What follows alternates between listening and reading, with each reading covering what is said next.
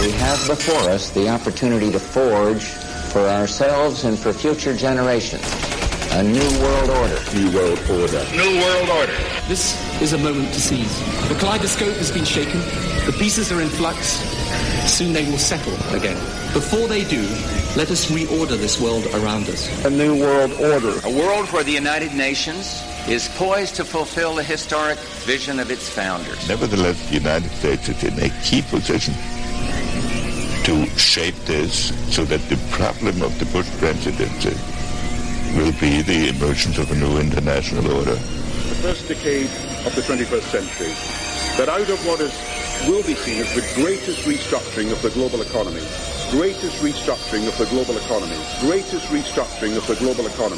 a new world order was created.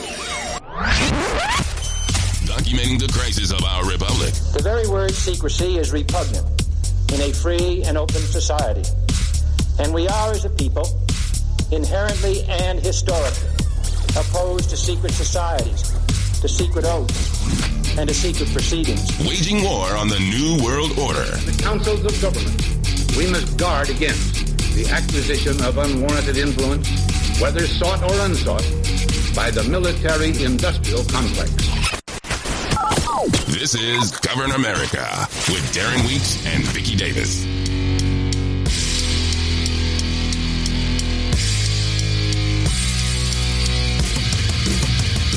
Our American ancestors sailed across the perilous ocean to build a new life on a new continent.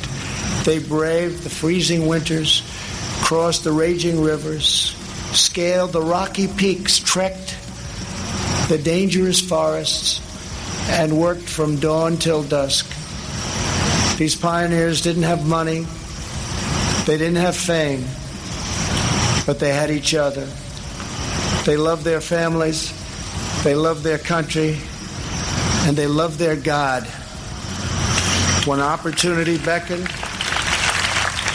they picked up their Bibles, packed up their belongings, climbed into their covered wagons, and set out west for the next adventure. Ranchers and miners, cowboys and sheriffs, farmers and settlers, they pressed on past the Mississippi to stake a claim in the wild frontier. Legends were born. Wyatt Earp, Annie Oakley, Davy Crockett, and Buffalo Bill. Americans built their beautiful homesteads on the open range. Soon they had churches and communities, then towns, and with time, great centers of industry and commerce. That is who they were. Americans build their future. We don't tear down our past. Live from FEMA Regions 5 and 10, this is Govern America. I'm Darren Weeks. Vicky Davis is here as well. Obviously, that was the President of the United States addressing the Republican National Convention this week. And we'll have more from that as time progresses. There's a few points that I want to address in the address, and it'll be interesting. And we have a lot. We're just cram-packed and raring to go here on the broadcast. Good morning, Vicky. Good morning. Yeah, there's so much has happened since the last time we've talked. Not just the Republican National Convention. That's really the politics of it all.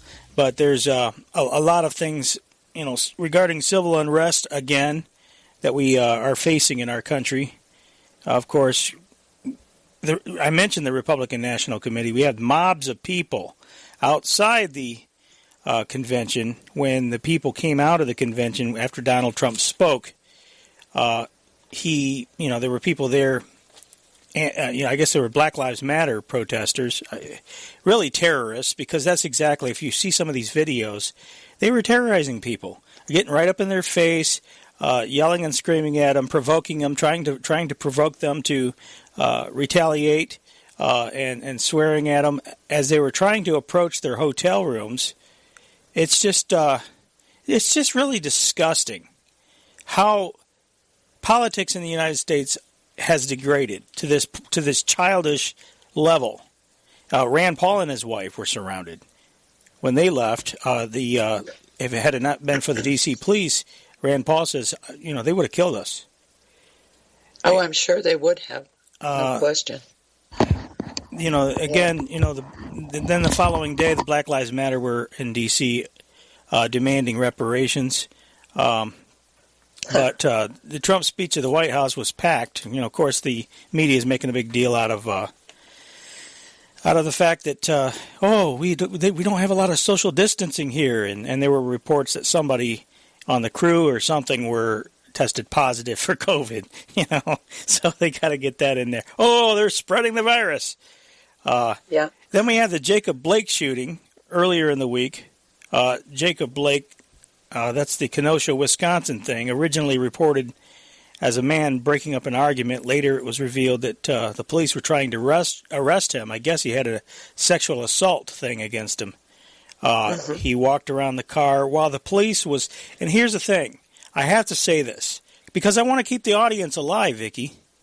I think that it's very important, and I might be accused of siding too much with the police when I say this here.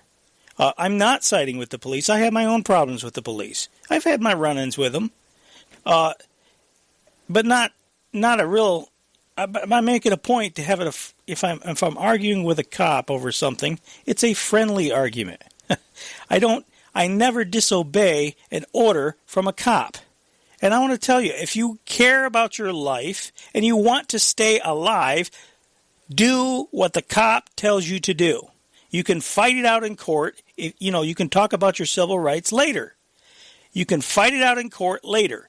But if a cop is telling you... That's later. Right. You can file a complaint. You can file a lawsuit. You can file whatever you want. You can say whatever you want. But do all that stuff later. Right now, he's a cop, and he's telling you to stop, or he's telling you to drop, or he's telling you to stand on your head and roll your eyes, okay? Whatever he's telling you to do it. Because he's got a gun, you might have a gun, and unless you have a death wish, you better do what the cop tells you to. And then, again, you can fight it out later.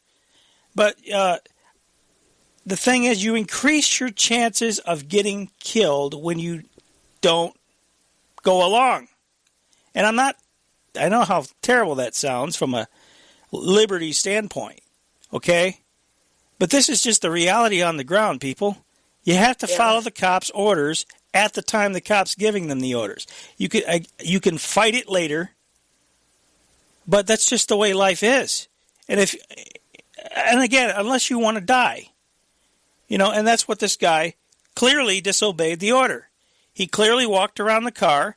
They had their guns out. I mean, when you get to that point of escalation, see, that's the thing, is when you're in a situation like this, your number one priority should be, if you care about your life, de-escalation. And that's what I'm talking about here. I'm all for the Constitution. I'm all for cops not overreaching their power, okay? But there's such a thing as de-escalation in the moment. And this guy clearly did not de-escalate things. They were obviously ordering him to stop. Now, you can't hear the audio, but they were ordering him to stop because they had their guns out. I mean, come on. That's pretty obvious that orders were being given. And he wasn't having any of it. I think he also had a restraining order. He wasn't supposed to be at that location. Okay. So he knew he was going to jail. Yes. And that's fine. If cops are going to arrest you, unfortunately, you have to let them arrest you. And then, again, fight it out later. But he clearly walked around the car, opened the door of the car, and reached in. Now, when a cop sees you do that, I'm sorry. They're going to have justification to say that they felt threatened. Right or wrong, and we can argue about that, but that's... So, they shot him. And as it turns out, he's being held up, again, as usual, as a big hero, some kind of martyr, I guess, for the cause.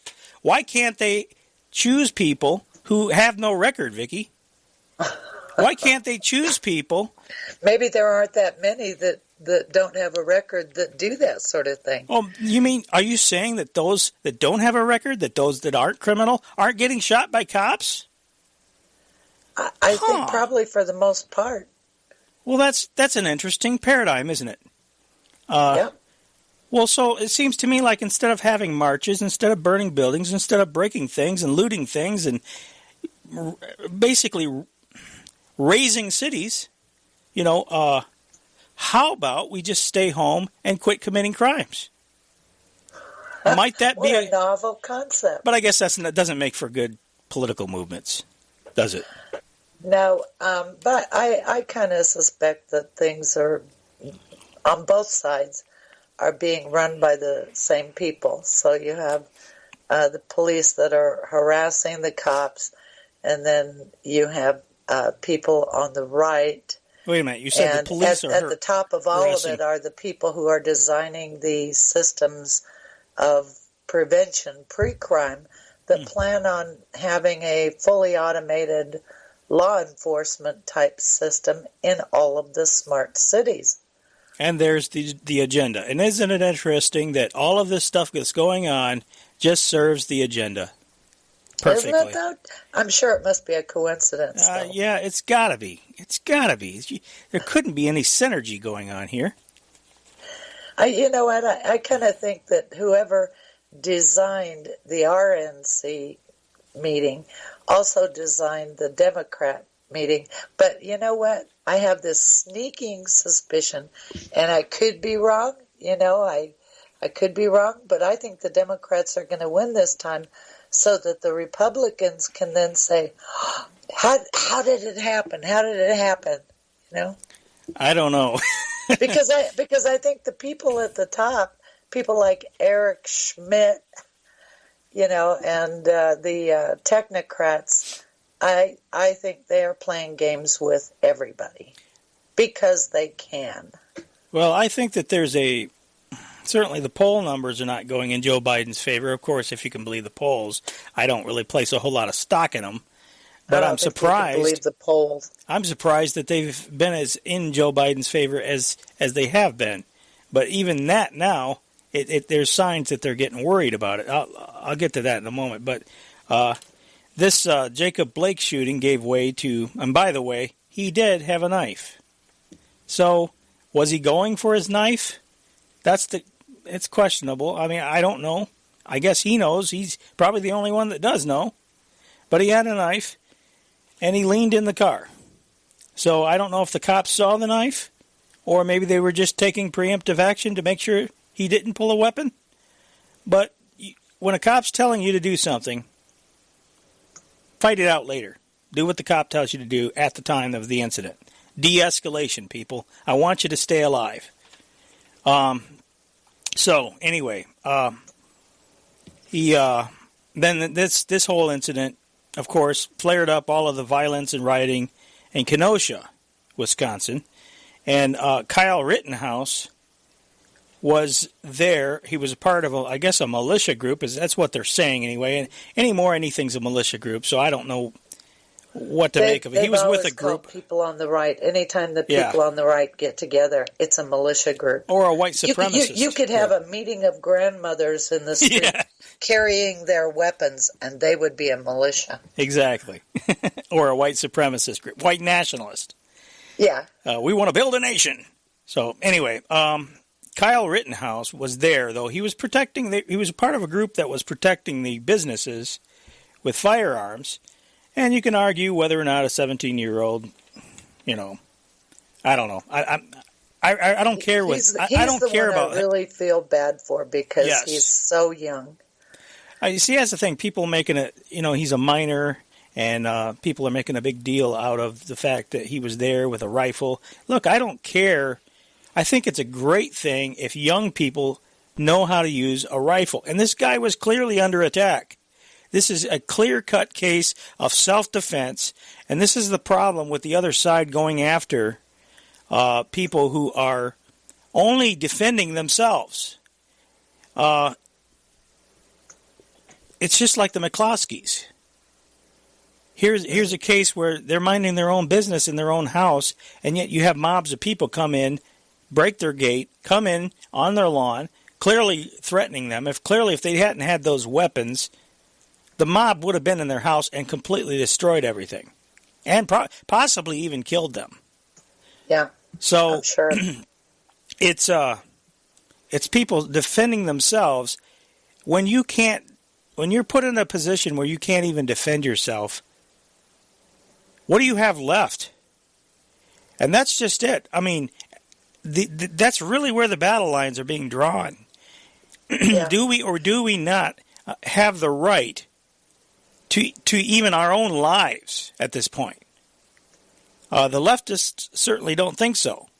The Democrats certainly don't think so.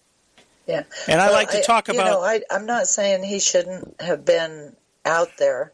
Apparently it was needed that he was out there.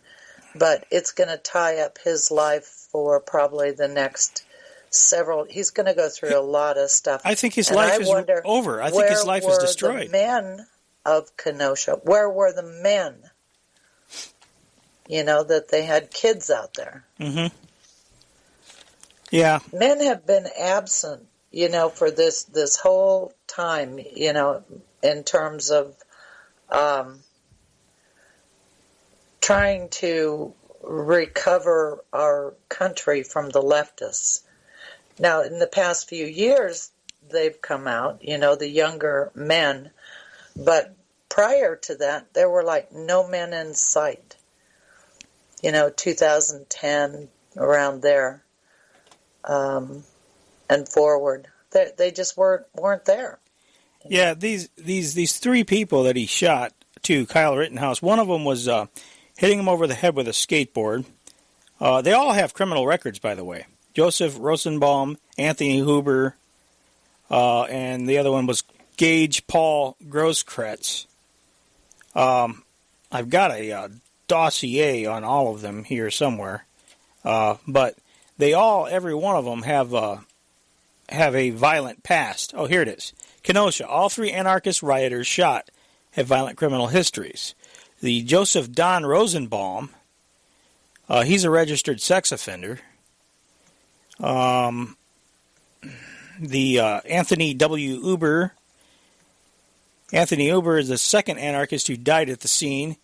He's being promoted as a hero by for-profit charity business GoFundMe. His girlfriend has raised almost $70,000 in his name. Public records show that Huber was, in fact, a violent criminal with a history of abusing his loved ones. So, great guy. Nice guy to have around, huh? In 2012, Huber pled guilty to false imprisonment with a dangerous weapon and strangulation as domestic abuse. He appears to have violated the terms of his probation in 2016 and was sentenced to 2 years in state prison. Huber was arrested again in 2018 for battery. So, that's Huber. Then there's Gage P. Grosskreutz, or whatever his name is, Kreutz, a pistol-wielding anarchist. And that's the other thing. This guy had a gun. You can clearly see in the video he had a gun. Now this guy was just shot in the arm. He was charged with felony burglary and theft in 2013. He violated his probation just 4 months later. He had another arrest from 2017. They say it's unclear from public records if he was ever convicted of a felony. If so, his possession of a firearm would be a serious offense that could net him 10 years in prison. So, maybe that'll be looked at later on down the road. Who knows? Or maybe they'll put a statue in his name. But anyway, I just these are the people. These are the people that they herald as heroes. These are the people that they hold up as I guess role models for the movement. It's just incredible, amazing, isn't it? Yeah, it's absolutely incredible. So I don't know. I don't really want to say a whole lot more about that.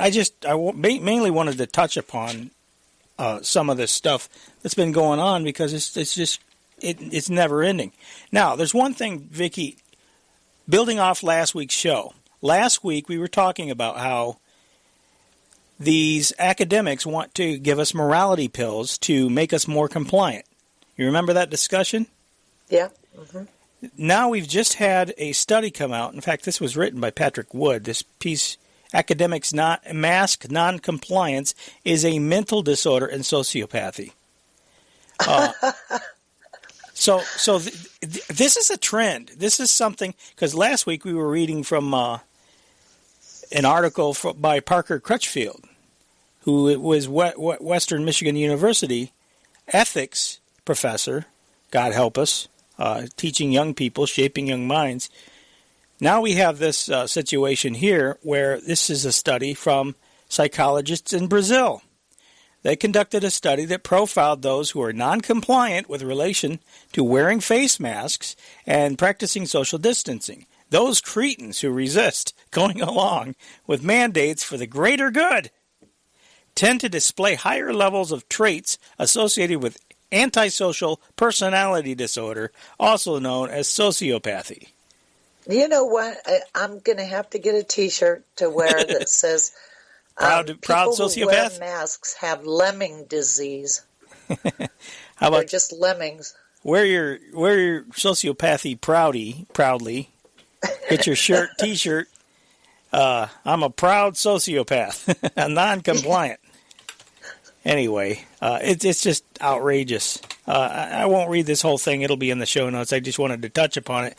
It mainly to tell people that this is a part of a trend. I really believe this is something that they are doing. Oh, I think they want to make it permanent. They do want to make it permanent. The trend I'm talking about, though, is the trend of portray. Yeah, there's no question they want to make it permanent. They are changing the landscape. And I've been hearing a lot of people talk about how this is all about the election. It's going away after the election. No, I don't think so. Based upon what I'm seeing with these agendas, the passports, the digital passports that they're pushing on people, and the control that's being wielded by these now totalitarian dictatorial governors and mayors, this is not something that they're going to easily get off of. Right. The West has out-communist the communists. Unfortunately. Except that the only difference is that it's 21st century, and so you don't have soldiers marching in the streets with guns. But the control is even better than they had in the old days.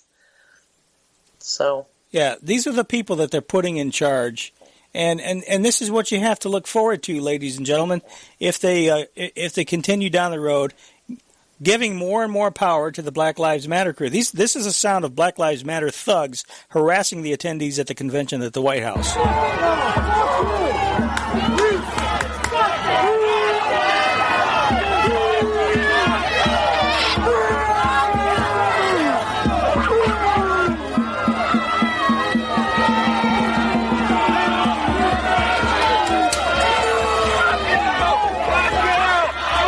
Getting right up in their face.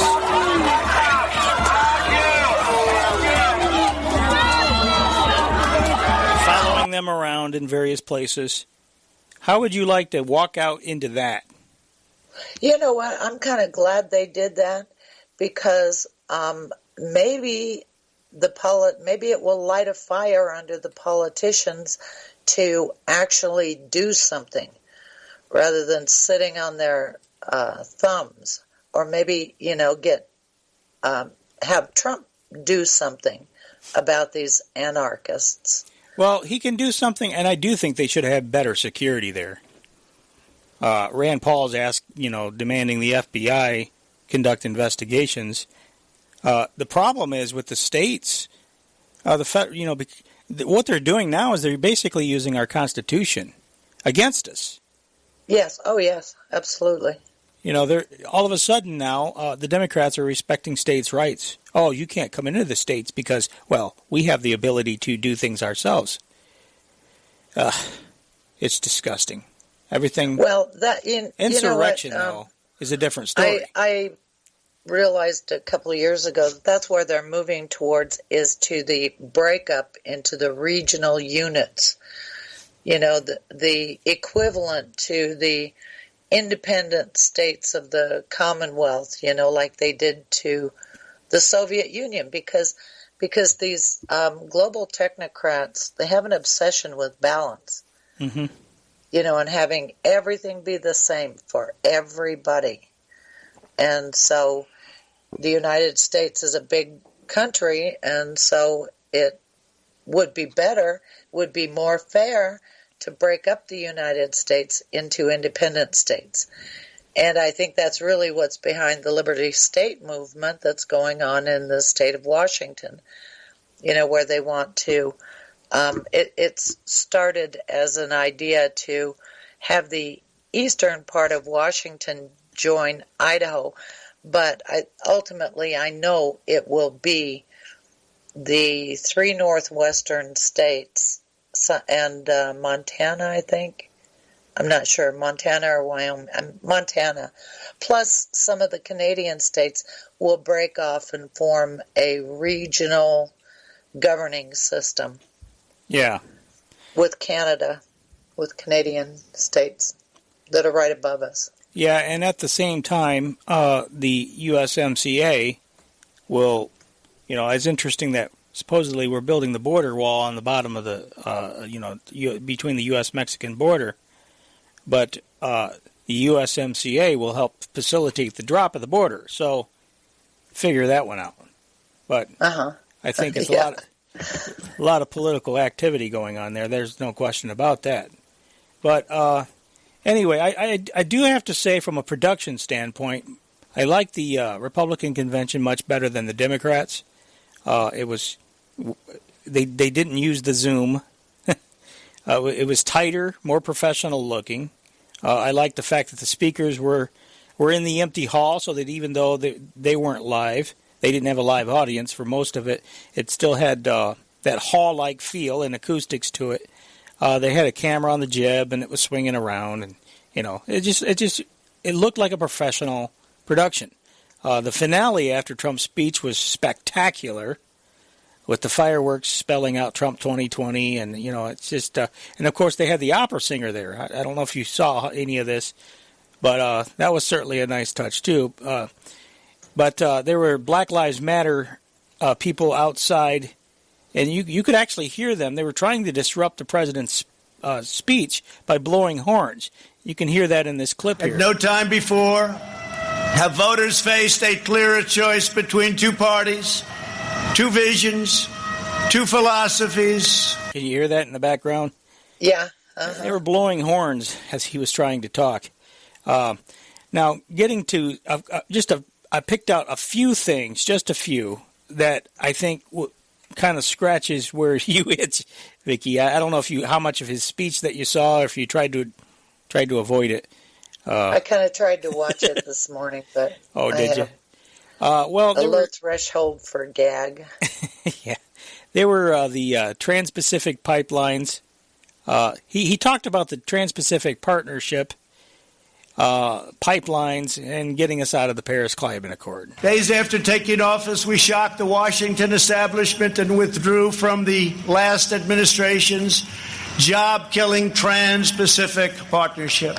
I then immediately approved the Keystone XL and Dakota Access pipelines, ended the unfair and very costly Paris Climate Accord, and secured for the first time American energy independence.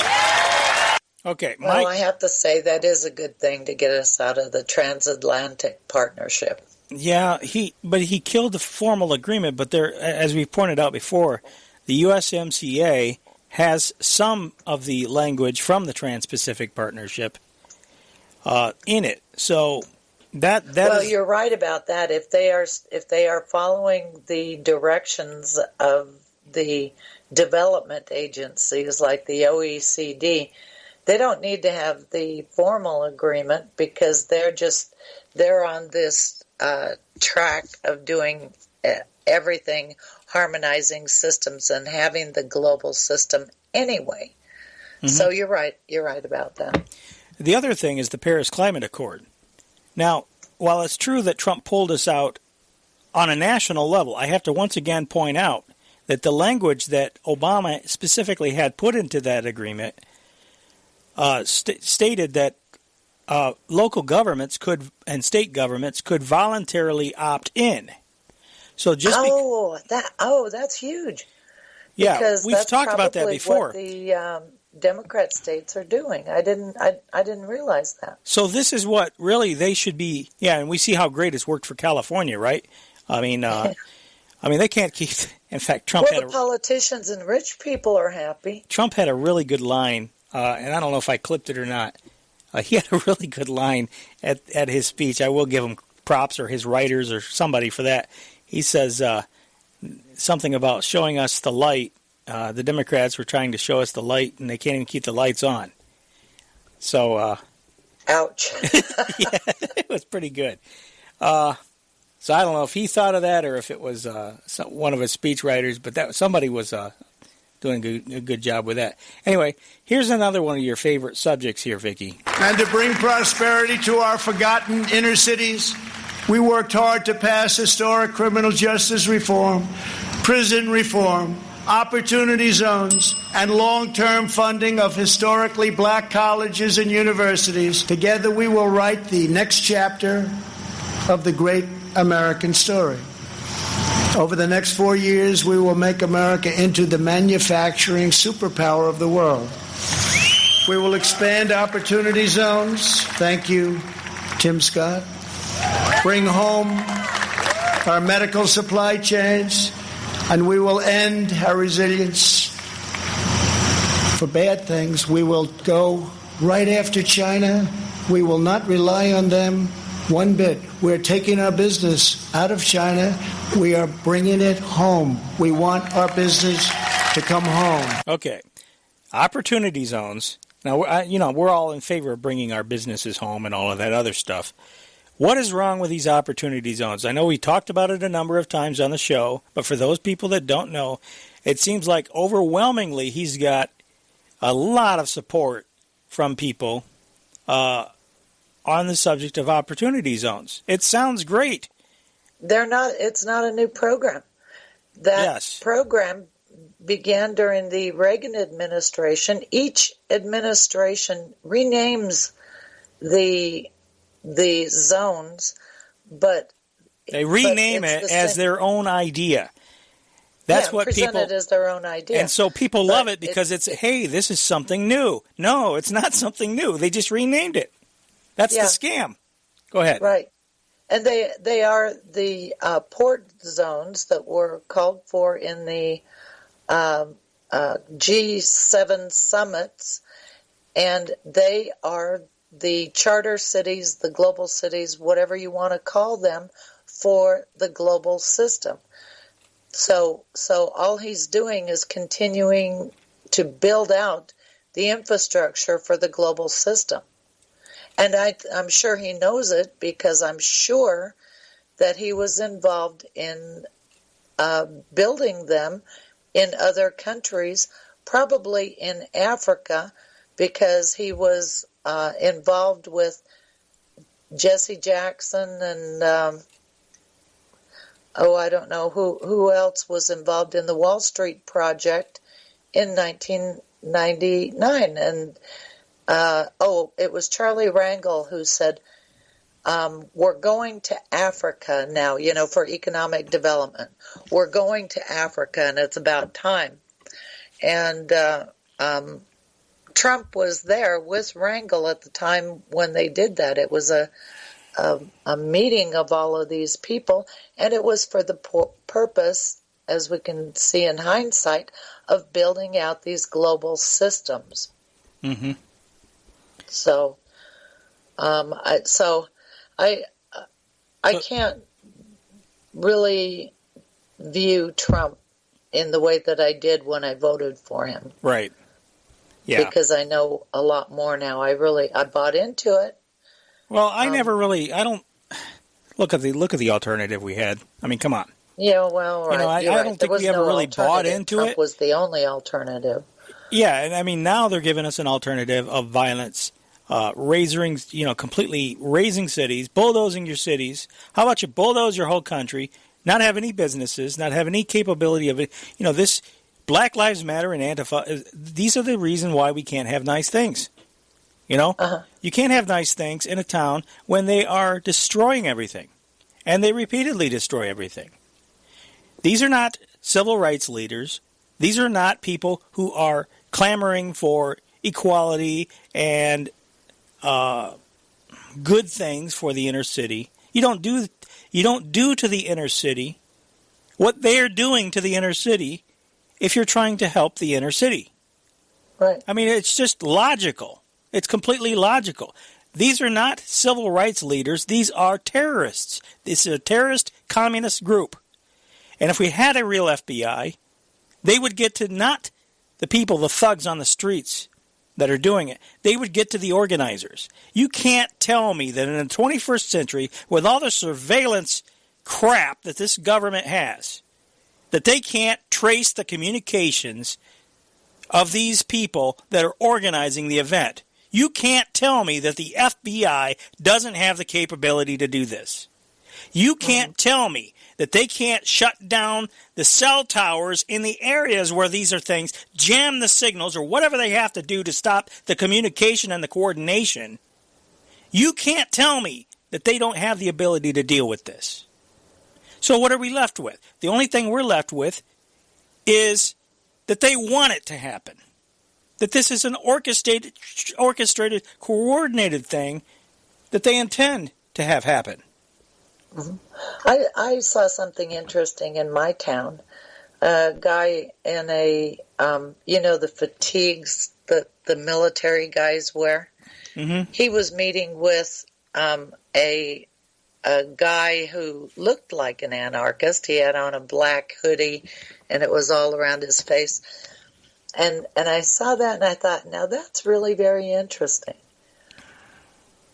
So how involved is the Army in supporting these anarchists? Because don't forget, that we have Northern Command. Northern Command is the command for the whole North American continent, right? There might be American soldiers. Well, in there, if anything, I think it would probably be paramilitary. Who knows? It could be. Northern Command is military.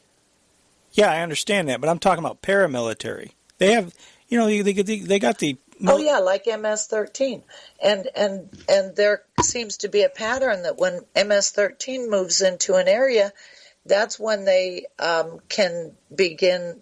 That's when they have to begin with the multi-jurisdictional communication system, and that starts the whole thing. They put in a zone, they put in the communication system, they get the local officials to create a partnership, public-private partnership, so, which kind of eliminates your elected representative government.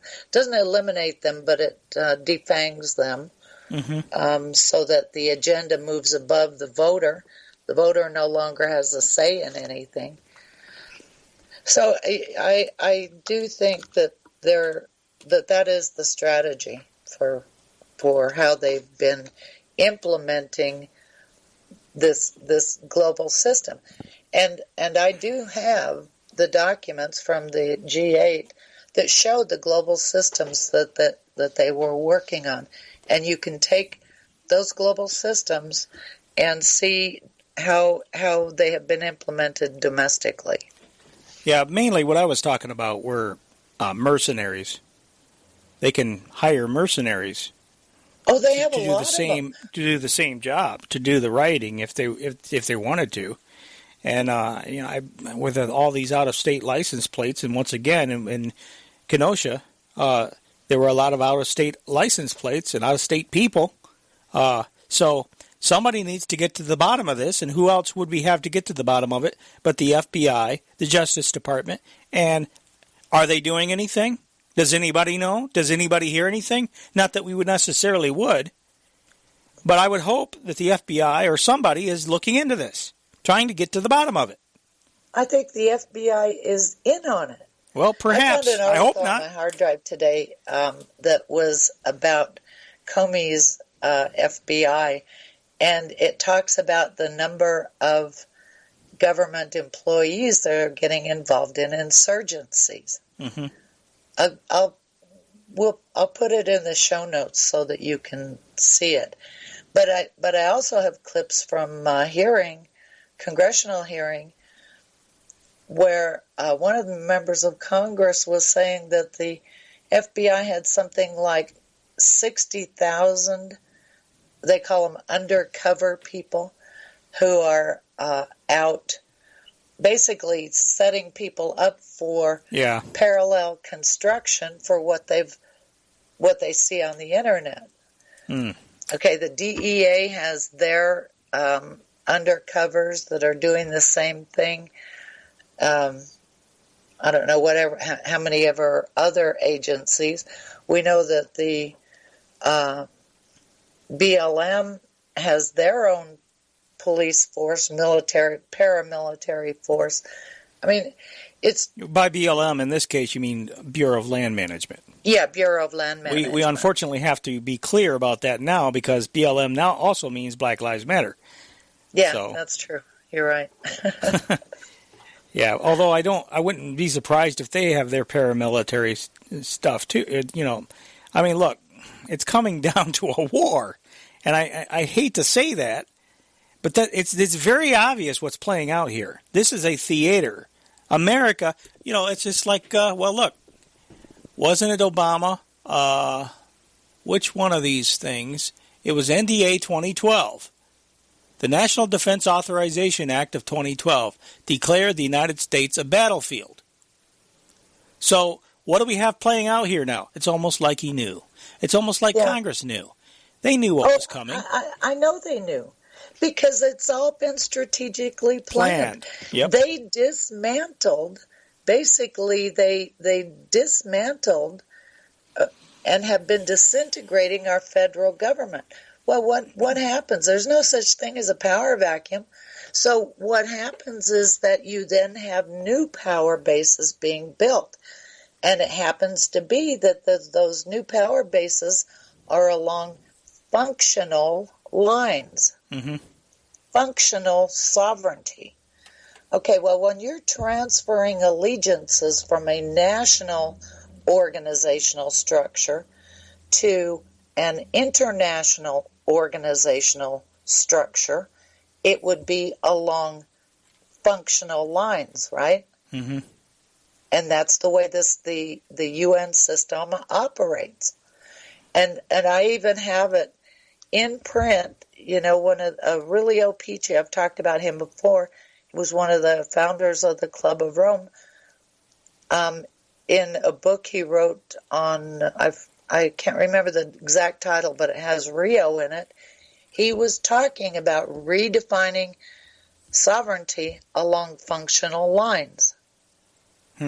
That's interesting. And that was back in the 60s, I believe. Yeah. Well, circling back around to Trump's speech real quick, he also mentioned the USMCA. They said that it would be impossible to terminate and replace NAFTA. But again, they were wrong. Earlier this year, I ended the NAFTA nightmare and signed the brand new U.S.-Mexico-Canada agreement into law. And right now, auto companies and others are building their plants and factories in America, not firing their employees, and not deserting us for other countries. So, the USMCA, here we are. Several weeks ago, actually it's been several months ago now, we started sharing from an interview that Grindal did with the New Americans, Alex Newman, about the USMCA. They talked about the regionalism as it currently exists in the United States, and he focuses upon California since that's where he is located. But I thought it was a good idea to go dust some of this stuff off, which we haven't played before on the air, and hear what they had to say about it at the time. I want people to understand this about these unelected bureaucracies. But here in the United States, we have regional government, and it goes across the entire country. And everywhere you go, there is a county boards of supervisors, there's county commissioners, and this is an unelected county, bureaucracy that we all live under.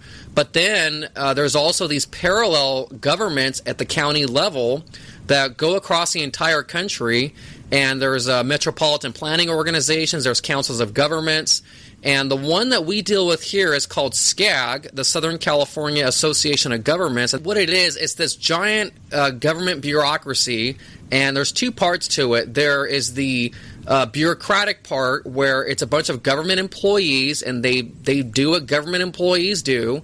And they are a planning organization.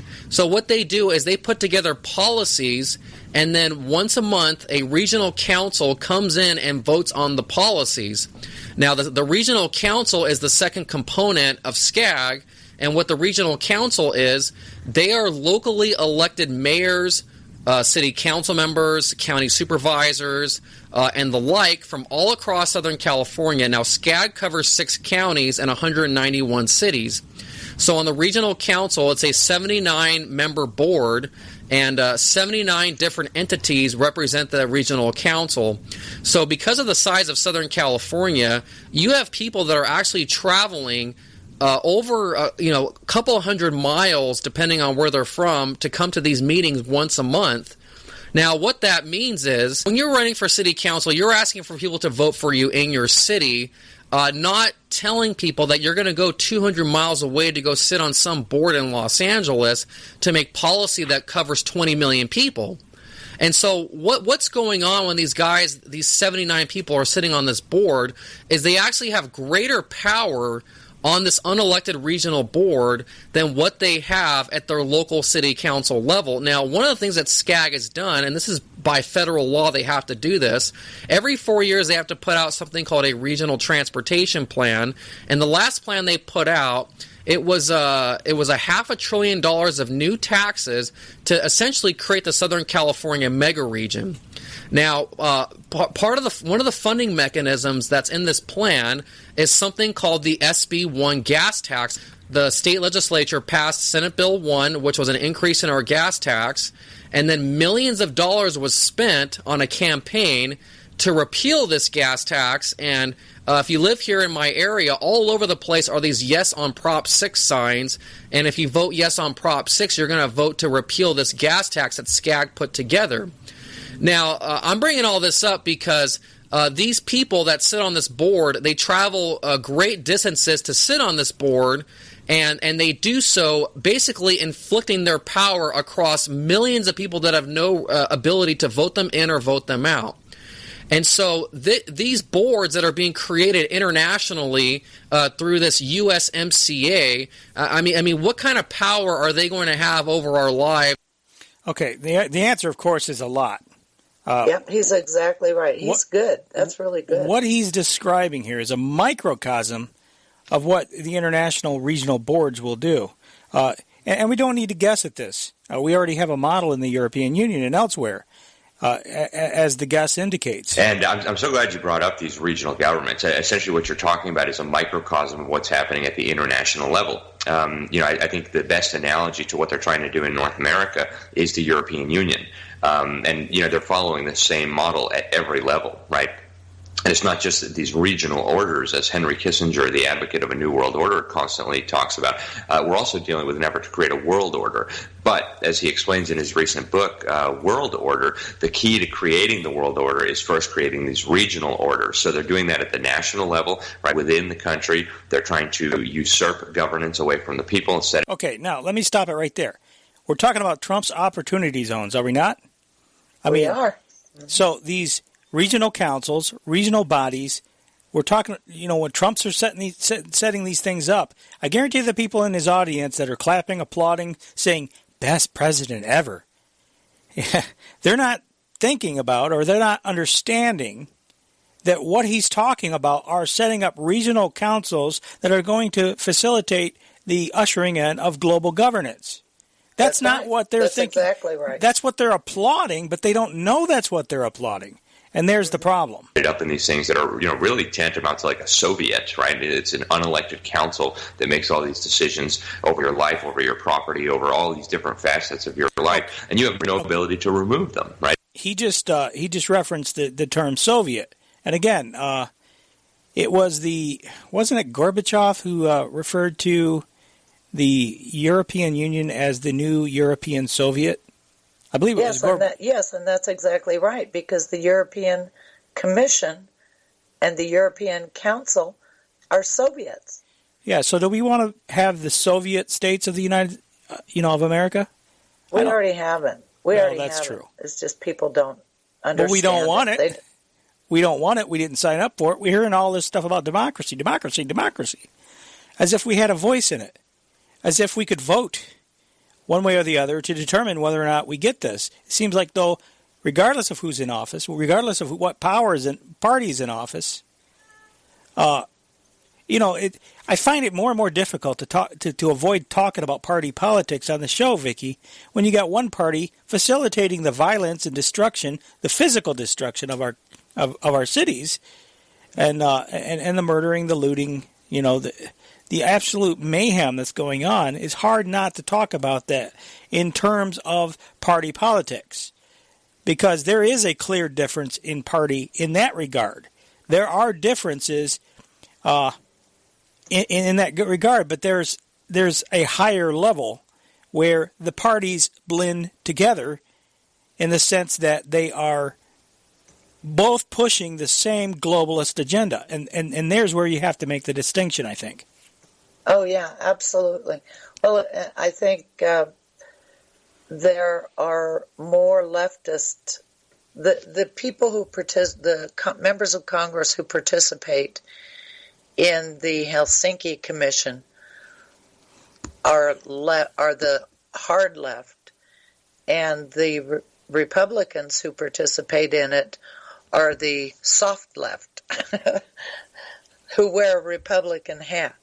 Mm-hmm. So continuing on here. It's just they're in charge, and there is this agenda to create these mega regions, right? It kind of abolish our state borders. In fact, Council on Foreign Relations, the key deep state power center in the United States, has been pushing this agenda openly for a while now.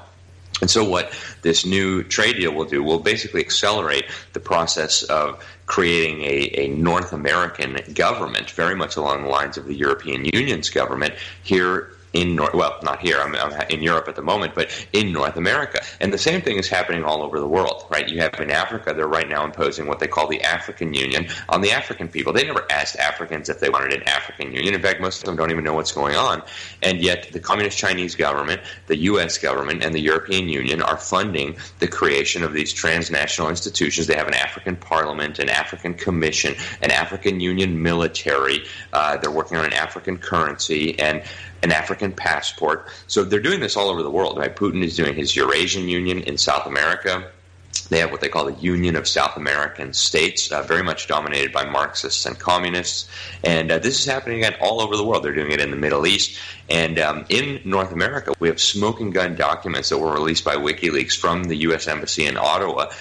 They were openly plotting about how are we going to subvert the sovereignty of these countries? How are we going to get around the U.S. Constitution? And actually they found the Canadian Constitution even more problematic, which I thought was interesting because it's so explicit about the fact that provinces retain control over all these sovereign powers versus the national government. So, the national government didn't have the authority to give up these powers in the first place, nor does our federal government, of course. But they talk right in there about, we have to deceive the people. We have to, market it by saying it's going to be for prosperity and security. We have to work toward a North American currency, a North American legislative body along the lines of a parliament. And that really is the ultimate agenda, right? Is all the nations of the world will surrender their sovereign powers to regional governments, with the European Union being the model, and then eventually these regional governments, and it's already stated explicitly, if you look, for example, at the treaties that make up the European Union, if you look at this USMCA, right, it makes all these North American governing bodies subject to the United Nations, the UN Charter, all these different UN treaties, including treaties that we've never even ratified, right? Like the UN Law of the Sea Treaty, the Lost Treaty, which is an absolute abomination and would restrict the freedom of navigation of our Navy and would give the UN the ability to tax activity that takes place on the ocean. So these North American bodies would then have incredible authority to subject us to United Nations rule on the road toward what these people call the world order. And that's exactly what we're seeing, and that's exactly what this new trade agreement accomplishes. So what do you think so far? Got any thoughts on what you've heard so far? No, I'd sure like to see those documents, though. There's been so many WikiLeaks documents that, you'd have to spend a lot of time going through them. But that's huge, actually, that he has it in print. I live to find things in print. Yeah.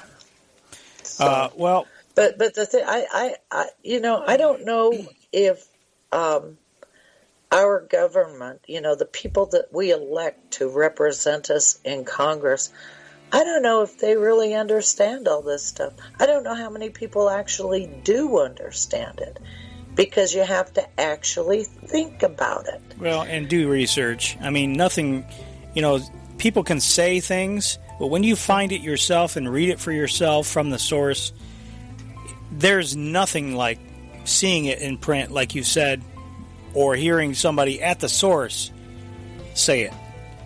Because then nobody can argue with that. I mean, not if you're in your right mind and at all logical. I mean, which is always debatable, right? Yeah, that's true. All right, we're at the top of the hour already. 2 more hours to go. Stay with us, folks. We're got a lot more information and stuff to come, so don't go away.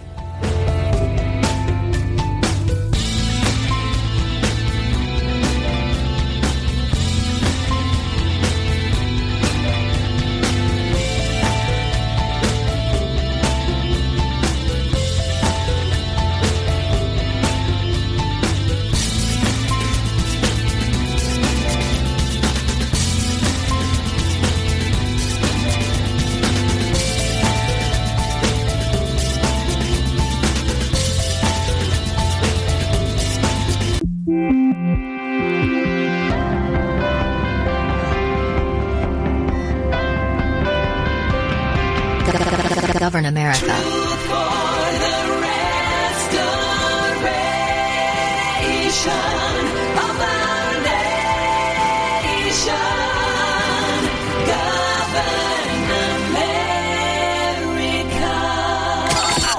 We have before us the opportunity to forge for ourselves and for future generations a new world order. New world order. New world order. This is a moment to seize. The kaleidoscope has been shaken. The pieces are in flux. Soon they will settle again. Before they do, let us reorder this world around us. A new world order. A world where the United Nations is poised to fulfill the historic vision of its founders. Nevertheless, the United States is in a key position to shape this so that the problem of the Bush presidency will be the emergence of a new international order. The first decade of the 21st century, that out of what will be seen as the greatest restructuring of the global economy,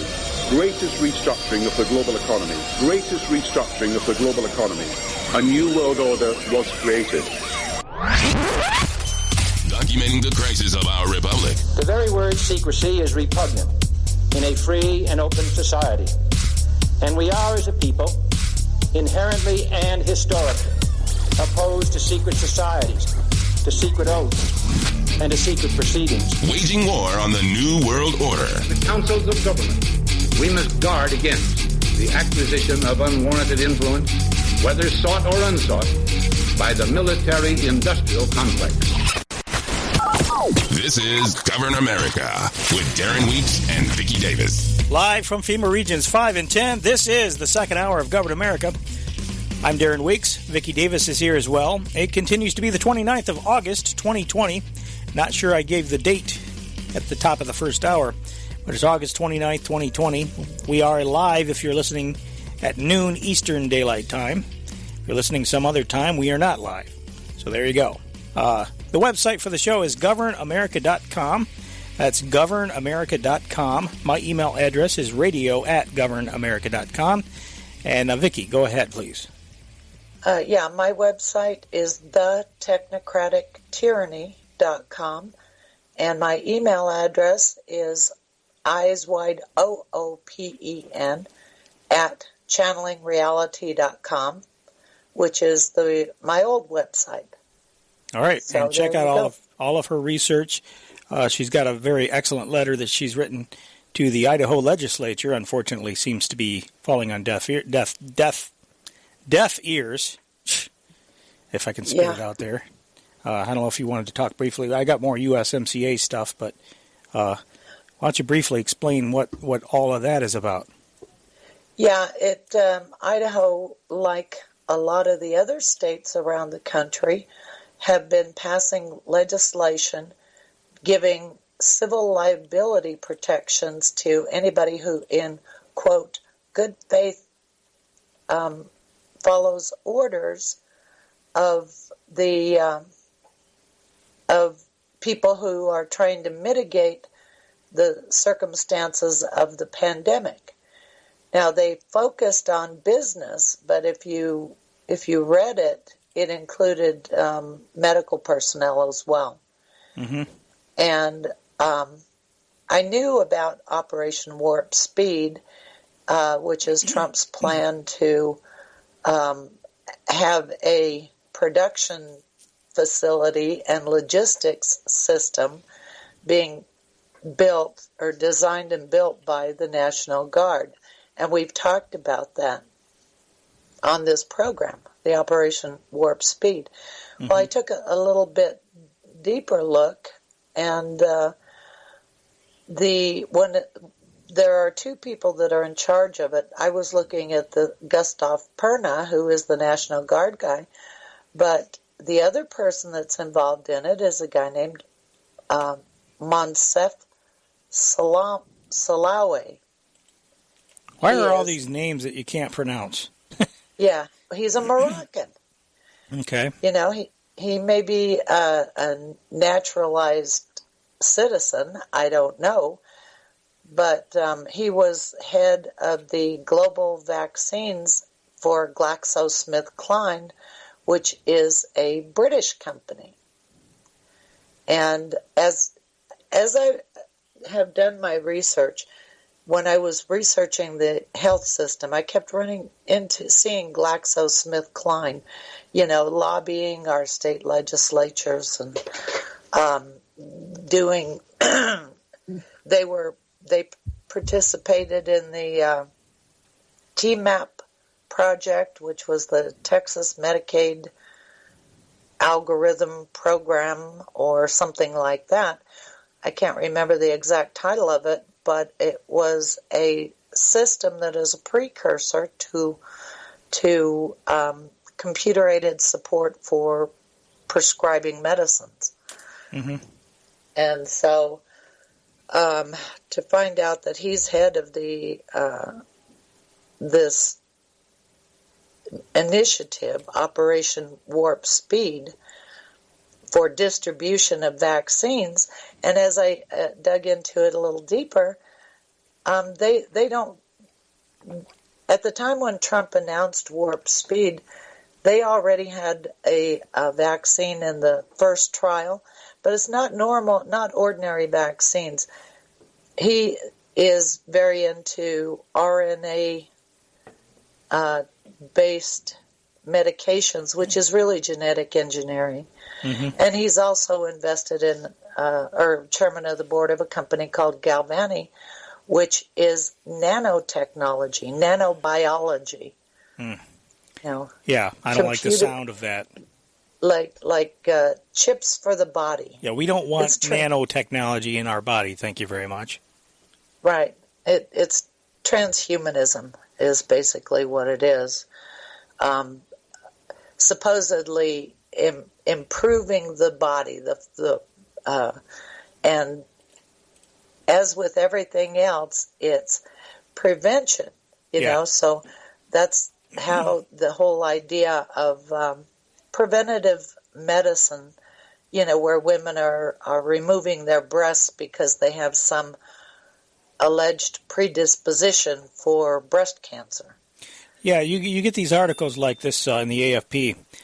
Could injectable microbots one day run in your veins?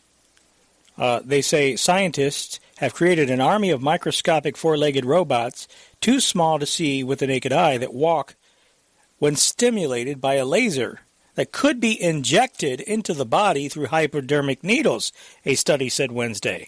Well, let's think about this for a minute.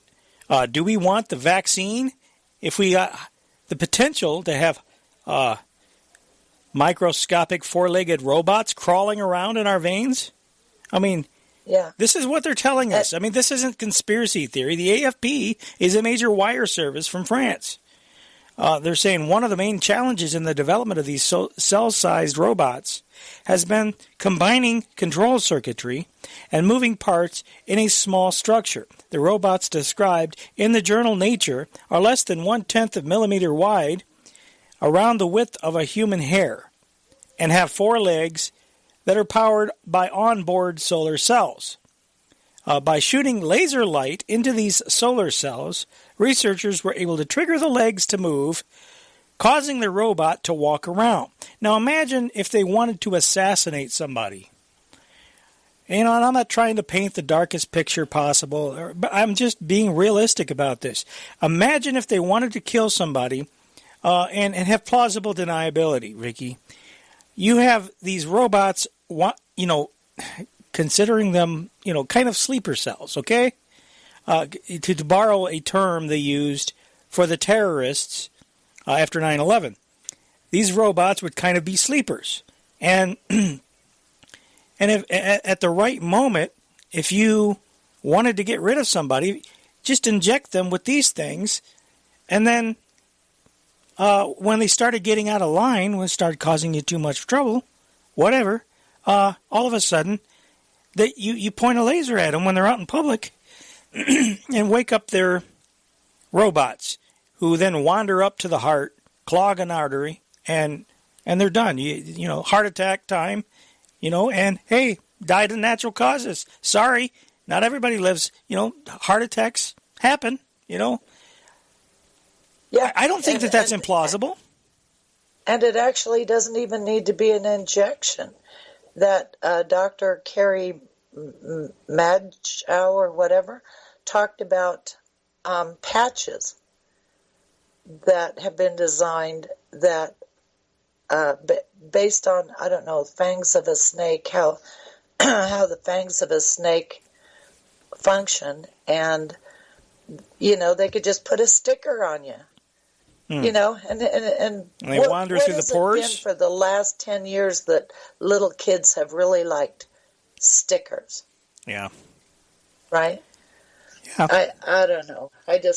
Yeah, and we also have this Your Brain with a USB port in it. Elon Musk's Neuralink vision divides experts.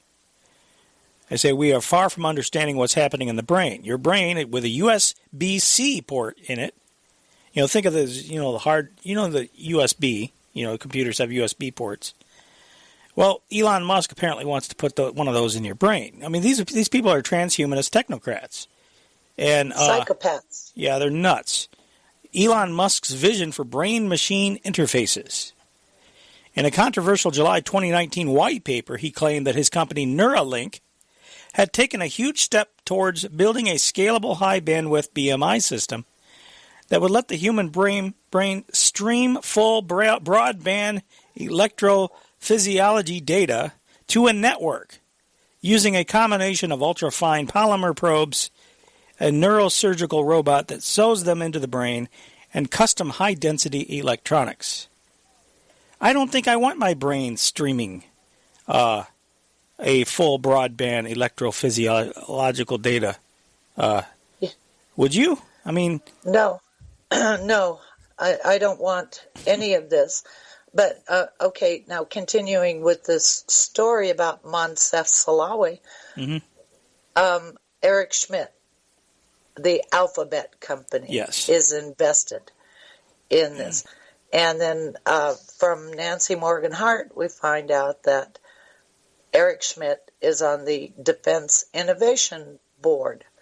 Okay, so this all fits together. They've got the military helping them with their psychopathy to inflict all of this stuff on our population. Yeah. So by the way, I did want to say regarding that maneuver that they were doing in Idaho to try to grant immunity to the, all the to anybody who's trying to quote unquote mitigate a disaster, with regard to coronavirus, but it could be other things too. Wood TV here at WOOD in Michigan. It's actually an Associated Press article. Governor Gretchen Whitmer, our governor here in Michigan, voted to veto Republican.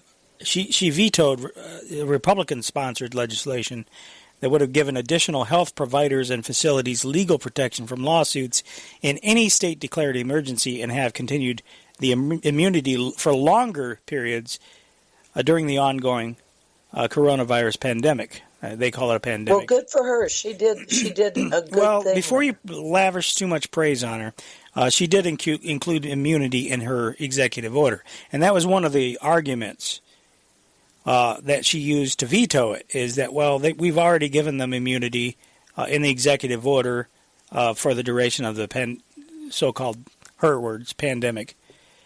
So... Anyway, they wanted to give more immunity. It's kind of questionable whether she could actually do that or not with an executive Everything order. She's doing is questionable. Everything all of these governors are doing are questionable, but nobody seems to be able to stop them. Yeah. That's the thing that's killing me about all of this. We have tyranny in America, and it hasn't come.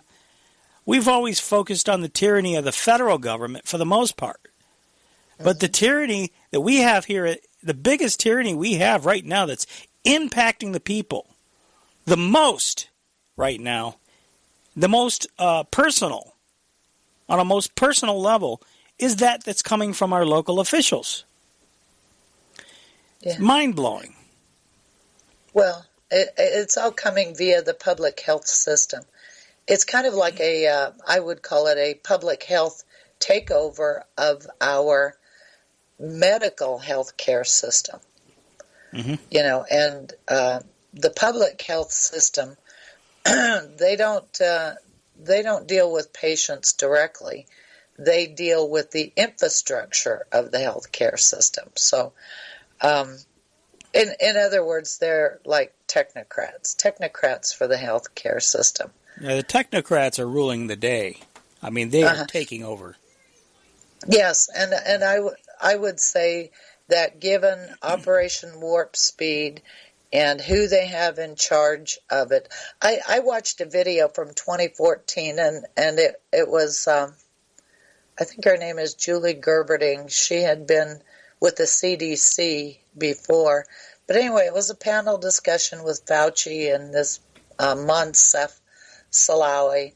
And I think it was in that video where he said he just wants to throw a bunch of vaccines out there. Let's just throw a bunch out there and see what happens. Let's just throw it at the wall and see what sticks. Yeah, it's not funny. And to hear how cavalier... That's kind of a hysterical laugh on my part. To hear how cavalier Bill Gates is about safety. He just says, there might be some compromises in safety. We might have to just deal with that. No, gotta break buddy. A few eggs. That's right. If we happen to just kill some people, so what? Collateral damage. Anyway. Oops. I mean, it's the actual purpose, but hey, collateral damage. Anyway, I want to circle back around and finish up this USMCA stuff if we can.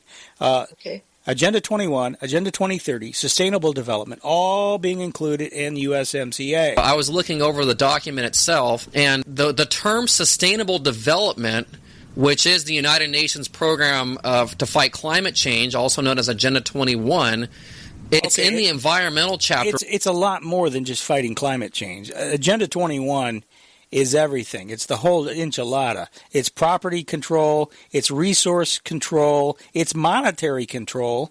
I mean, it literally is everything. It's all-encompassing. I mean, Chris Gerner used to say that all the time, and he was absolutely spot on. I mean, 100%. So it's not just about fighting climate change. For like hundreds of times. I mean, it's not just like once or twice. I mean, it's literally hundreds of times. So I'd like to read a little bit from the document. Article 24.2 It says the parties recognize that a healthy environment is an integral element of sustainable development and recognize the contribution that trade makes to sustainable development. So they use it twice in the same sentence.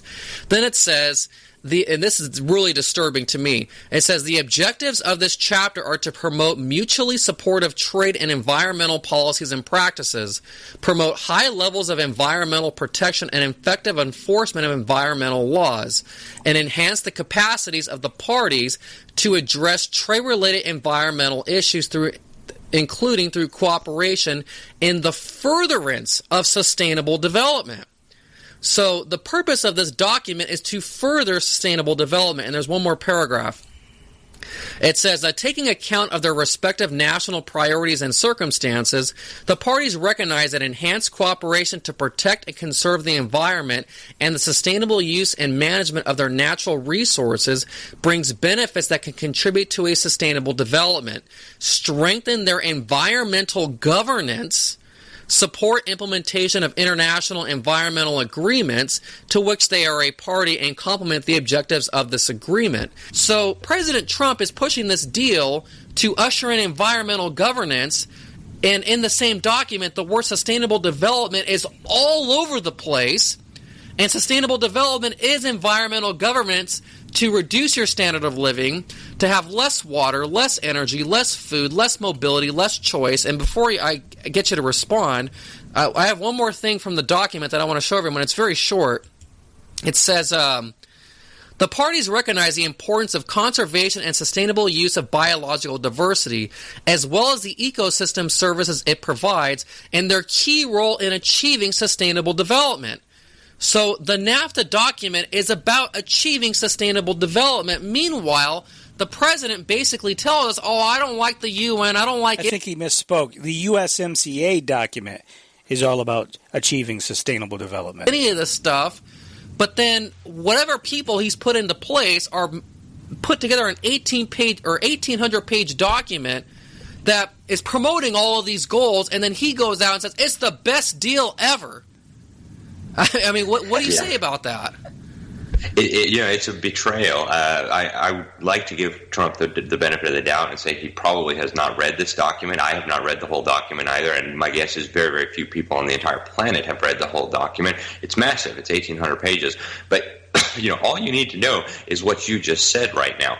I mean, I think you hit the nail on the head. Just knowing the few verses that you just read, that should tell us everything we need to know about this. And I've been following the United Nations around the world on this whole global warming circus. I've been to a whole bunch of their little conferences. I went down to the UN Conference on Sustainable Development in Rio de Janeiro in 2012. And I think one poster summarized the whole entire thing to me.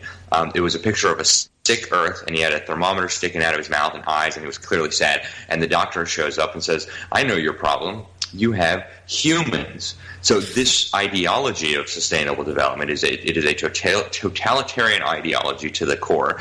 It treats humans as a disease, as a sickness to be eradicated, and it treats freedom, free markets, prosperity, and Christian civilization as obstacles to achieving that. So, if you take this philosophy, this idea that humans are bad, right, and you compare that with the philosophy... Human beings are a disease, a cancer of this planet. You are a plague, and we are the cure. I just had to insert that right here because this is the programming that they condition everybody with ahead of time.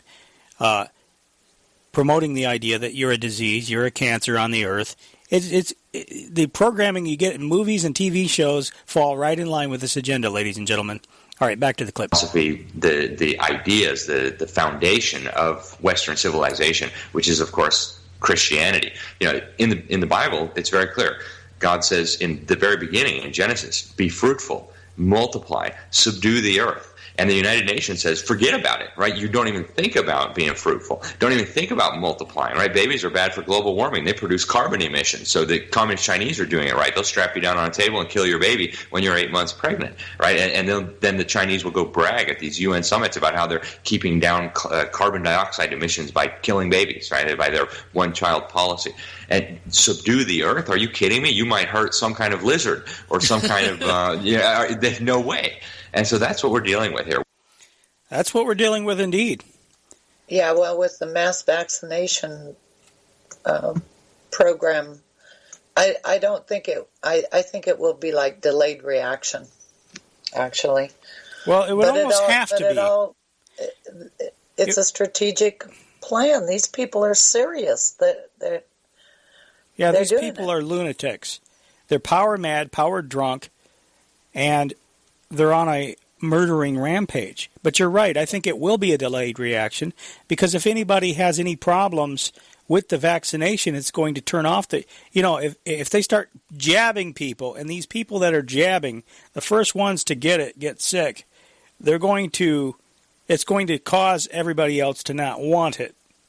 And so they have to make it to where they have the people that go first. There's always going to be a certain number of wiser people that sit back and say, maybe I'll let you do it first and see how, if you drop dead or if you have problems, when it's been thoroughly tested. It's kind of like the ice bridge up north. To use a metaphor, we have up in the Upper Peninsula, there's islands up there. And people go back and forth from the islands to the mainland in Michigan in the wintertime on snowmobiles across the lake.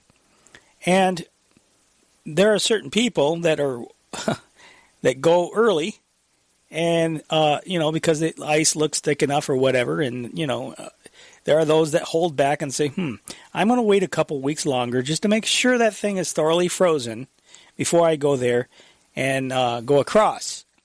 So it's kind of like that, where there are people that will go first, take the vaccinations, test, and because especially the liberals who are scared to death out of their minds out of this COVID-19, they're going to be lining up in droves. And I think there's going to be a lot of people like that just, hey, it's great that they have a vaccine. Let me line up and get it and, get this thing over with so I can go back to normal.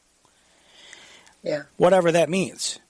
And but there's always going to be people that hold back and say, no, I think I'll wait and see how the other people do.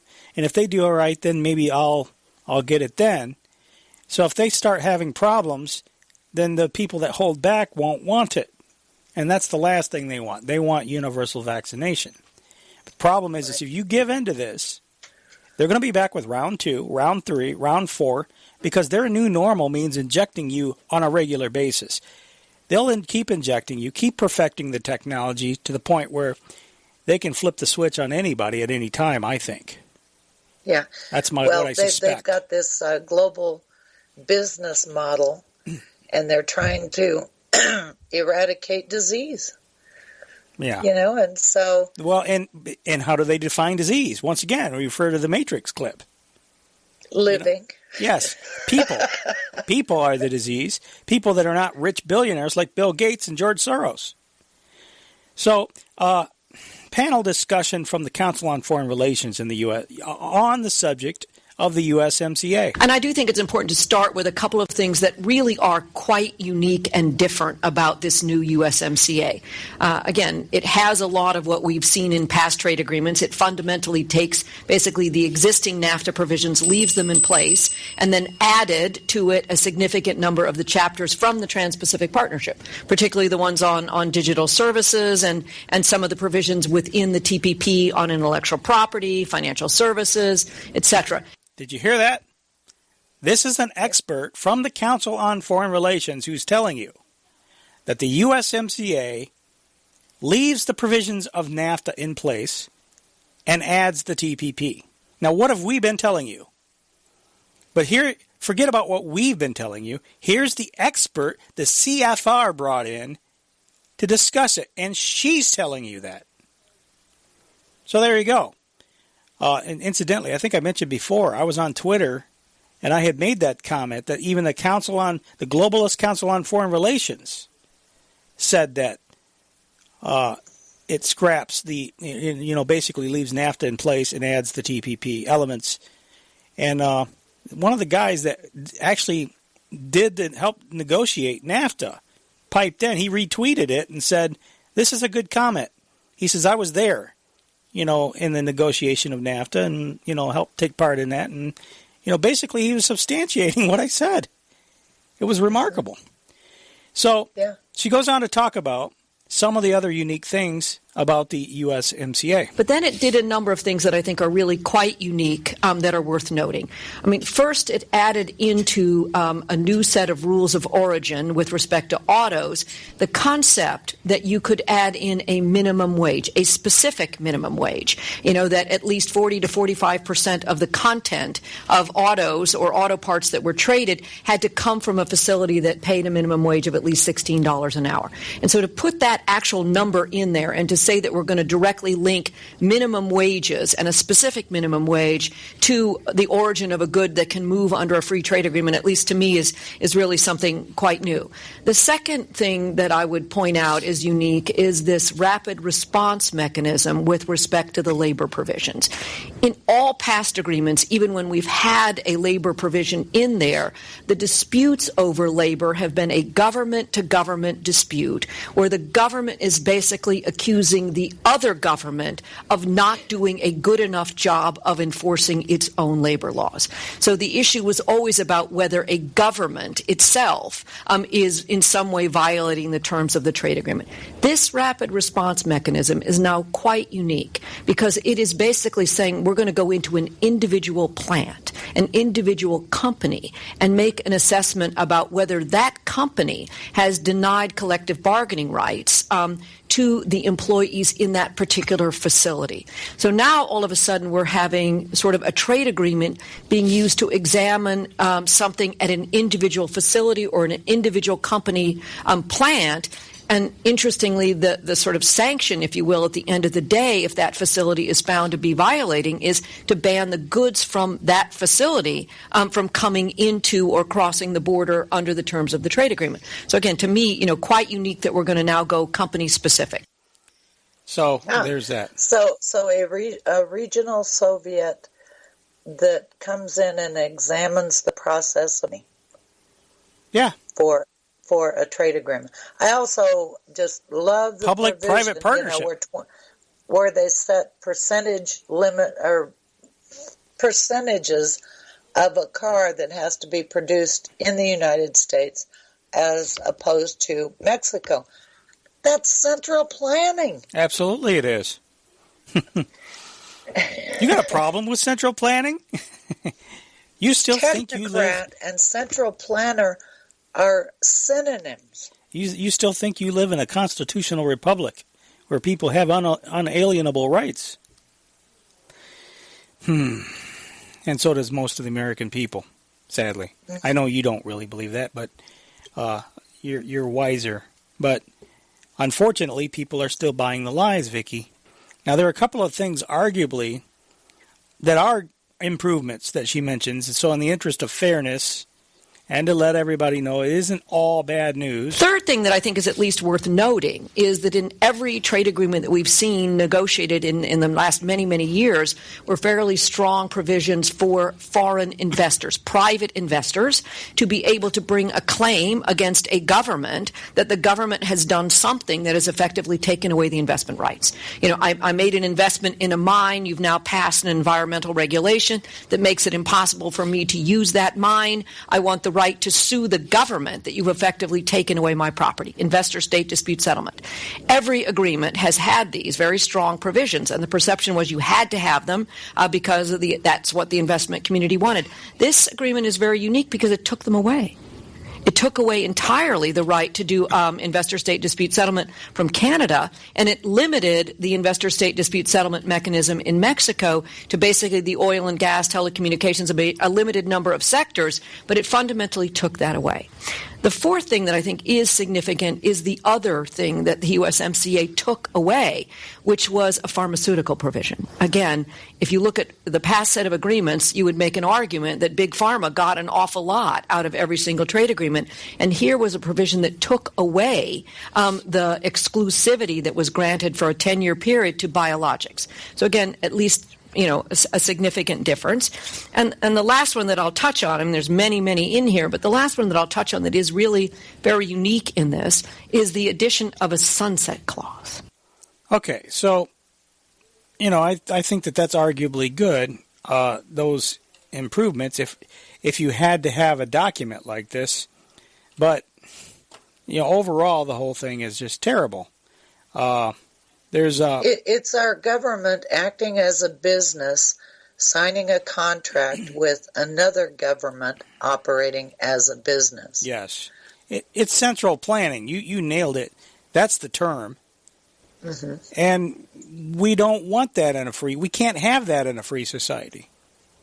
You won't have a free society when everything's being engineered from the top. That's the bottom line.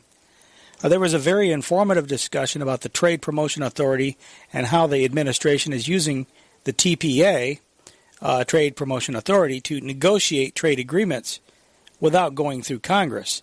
That's another interesting thing. Right. So, again, part of it is, remember that the entire process has to come under the Trade Promotion Authority. You have to follow, if you will, the rules. Jennifer, I was going to ask you later, but why don't you do it now? Could you just explain what the Trade Promotion Authority is? The Constitution gives the power to the Congress to regulate foreign commerce and to impose tariffs. Full stop. The President does not have that power. So the only way the President has the power to engage in trade negotiations or to change tariffs is if the Congress delegates that power to the President. So that delegation generally is under the Trade Promotion Authority, where the Congress says explicitly, okay, we'll give over to you our power to do this only if you do agreements under these terms, and you follow this process when it comes back to the Congress. So the current TPA is authorized through July 1 of 2021. So part of the pressure is on the USTR to figure out a way to bring these agreements in under the promotion TPA that exists right now. So with respect to both the U.S. agreement with the UK and the EU, the formal notifications have been sent to the Congress that I intend to negotiate an agreement both with the UK, I intend to negotiate an agreement with the EU. So, if you will, the starting trigger has happened. The USTR has also done the second piece of it, which is to send forward the negotiating objectives. So we now know what the objectives are with respect to the UK and the EU. They're fairly generic, to engage in a broad agreement that covers goods, that covers agriculture, that covers services, that covers intellectual property, that covers a whole series of non-tariff barriers. So we have those negotiating objectives out there. We have this formal beginning of the process. So that part, sort of fair enough. What you're seeing, though, however, is that the USTR is effectively trying to do agreements that don't require coming back to Congress at the end of the day. I mean, you look at what happened, for example, we've entered into this mini deal with Japan. It really sort of begs the question, did this ever grace the doors of the Congress in any way? Answer, no. Were there any briefings? Was there any notifications? Was there anything with a U.S.-Japan trade agreement that never crossed the threshold of the Congress? And that one was done partly because it was such a mini deal that it really didn't have any provisions in it that required a change in U.S. law. And secondly, they took advantage of a provision that's in the Trade Promotion Authority that says if the tariffs that you're cutting are 5% or less, you can do that without going through the Congress. So if you pick only a limited number of items where we already have a really small tariff, and you take it down, then you don't have to go through the Congress. So, my sense, though, is that neither a major UK-US agreement nor a major US-EU agreement can live within that little loophole of only doing an agreement that cuts only tariffs that are 5% or less. So I think these agreements will have to go through the Congress, which does mean we're going to have to start thinking about where is the Congress on thinking about approving those agreements? And I'll leave aside how likely are we to get any of these agreements. So they predicted that they would start to see a lot of mini agreements in the future rather than large ones. And that's not an accident, by the way. They put those landmines in there because the idea is to build the regional/global system. So I saw that in the La Paz Treaty, where it was what they called a framework agreement. And in a framework agreement, it's very wide open, and then they can come back and amend it later. And so it looks very innocuous the first time you vote on it, but as time goes on, they add more to it. And I think they added NAFTA to the La Paz Treaty. It was a framework. And so it's a lawyer trick. I mean, it's a sleazy lawyer trick. Mm-hmm. And we have so many sleazy lawyers in Congress, you think they would have caught it. And since they didn't, you have to think they did it on purpose. Sure. Sure. At this point, here's a little clip from George Bush. I believe this is the 41st president of the United States. And he's talking about the New World Order, and he's talking about your freedoms. As we look around the world at the events of the past year, we see how these very same beliefs are bringing about the emergence of a new world order, one based on respect for the individual and for the rule of law, a new world order that can lead to the lasting peace we all seek, where children will never have to repeat Kwang's ordeal. And that's what's at stake, a new chapter of human history. And that's why an international coalition of 28 nations, backed by the United Nations, is standing up to the evil that challenges this ideal halfway around the world in the Middle East. We cannot, we must not, and we will not let that hope for a better world be threatened. It is our commitment to the New World Order that takes us to the sands and the seas of the Gulf. And we're there because we realize that each of Roosevelt's 4 freedoms leads us to the greatest of all human aspirations, the freedom to live in peace. We stand now, I really believe, at a defining moment in history. Much as the man we honor today did a half a century ago. No one knew better than President Roosevelt what hard work freedom really is. And when he introduced first the 4 freedoms, Roosevelt's America was entering a war against the oldest enemy of the human spirit, evil that threatened world peace. But listen to the confidence of purpose that he expressed in that same speech. Our national policy in foreign affairs has been based on a decent respect for the rights and dignity of all nations, large and small, and the justice of morality must and will win in the end.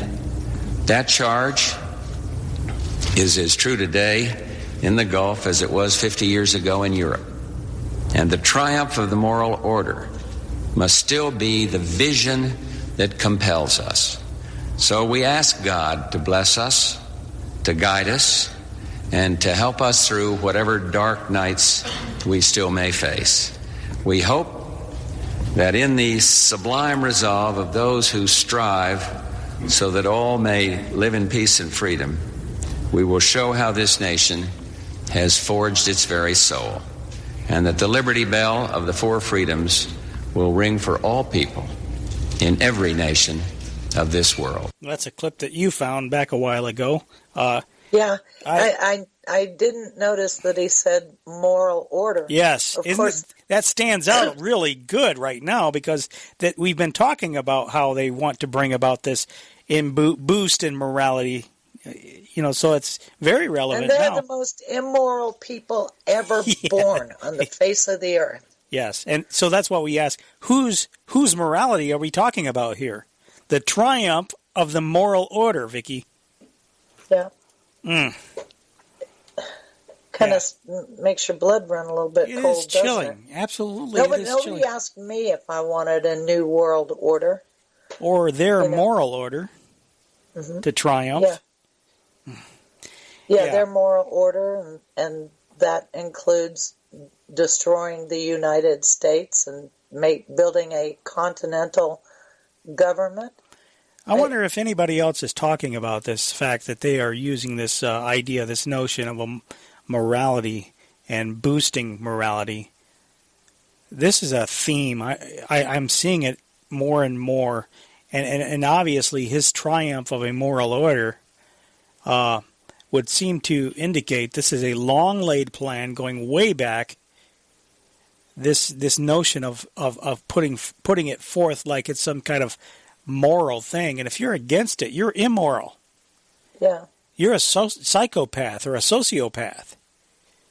Well, the whole talk about the pot calling the kettle black. Yeah, the whole European agenda that the Helsinki Commission that was, established by the G7 countries. There is a whole section of that based on the human dimension, and in that's why we hear all this human rights stuff. Everything is about human rights and equality. Well, that translates into morality, right? Yeah. But it's their idea of morality, their idea of social justice. It's the morality is the sales pitch. Mm-hmm. It's slick marketing is what it is. And a lot of people, unfortunately, buy into it. Yeah. But the morality they're talking about, we've been warning people, again, for years, about the danger of going to a biological way of identifying people. Mm-hmm. At the Center for Strategic and International Studies, they held a panel discussion on innovation of synthetic biology. Now, is anybody out there detecting a theme here? Synthetic biology. One of the panelists was FBI Special Agent Ed Yu.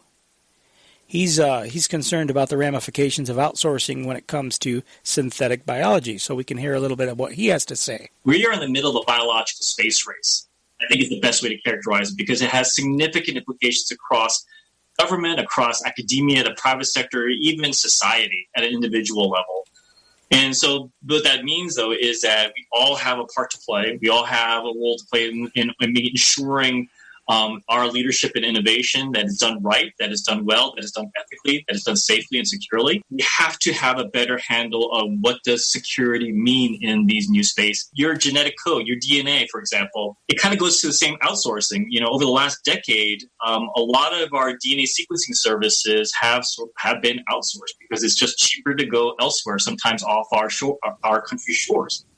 The point is, though, that if that's being the case, remember, it's not like your credit card where you can change your PIN code and replace it. Once your genetic code is gone, it's gone. There's nothing you can do about it.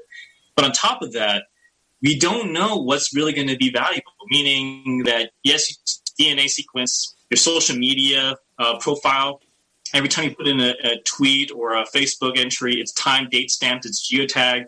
In of themselves, they don't mean that much, but in this new era of data, as soon as you aggregate it, boy, does that become very valuable, and it potentially becomes a commodity. And we're not looking at security in that vein. I mean, if security is only looked at, financial information, confidential security-related information, or PII, that's not enough. But with that in mind, we have to have an eye on where's all that data going? Who has access to it? And do some of those entities respect human subject protections, HIPAA, privacy regulation? Do we understand that? So it's all well and good that we do what we can on our shores, but what does it look like as soon as it leaves our shores? Do the universities, companies, and even as an individual, when this becomes a potential health diagnostic tool, right, then do you really understand are you looking into the user agreements for this and where your data might be going? Do you actually have a handle on that? And if it's going overseas, you should know and have a better understanding of what are the consequences might be. Yeah, I don't like this whole notion, this whole idea of biometrics being used as identifiers, and what we really need is a united populace, people being together on the same page, galvanized against this thing, united against it to push back. They've done a very good job at dividing the country, dividing the population, and getting them distracted onto stuff that doesn't matter. And in the meantime, this agenda just moves forward at full speed ahead.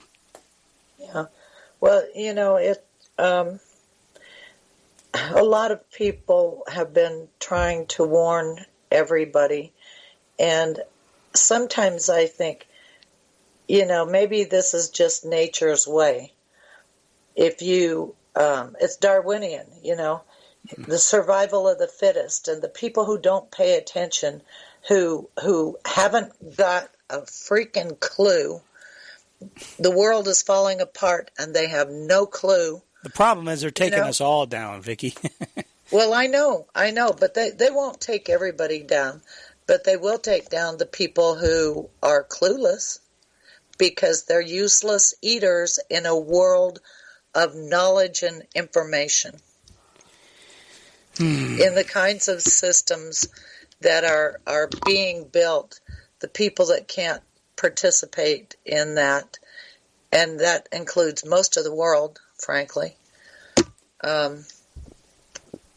I'm not saying this about other third world countries, because I don't know that they get the news the way that we do, or that they have access to information the way that we do. But, I sometimes I really get fed up, because it's right in front of everybody's face. And what happened to people's survival instinct?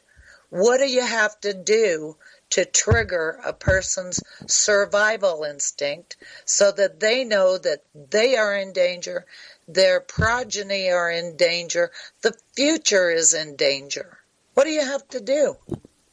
I don't know. Yeah, I don't know either.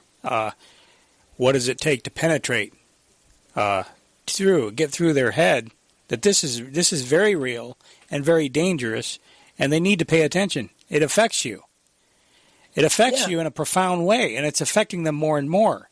We've been saying for years that it's going to affect you, and now people are seeing in a very realistic and very personal way how deeply it affects them. I mean, you've got people that still can't leave their house. You got people. I mean, everywhere you go, you're being required to wear a face diaper, and for what? What purpose? What reason? I mean, outside. And how about the old people that are in the nursing homes? Their families can't even come visit them. Yeah, and how long is this going to happen? How cruel is that?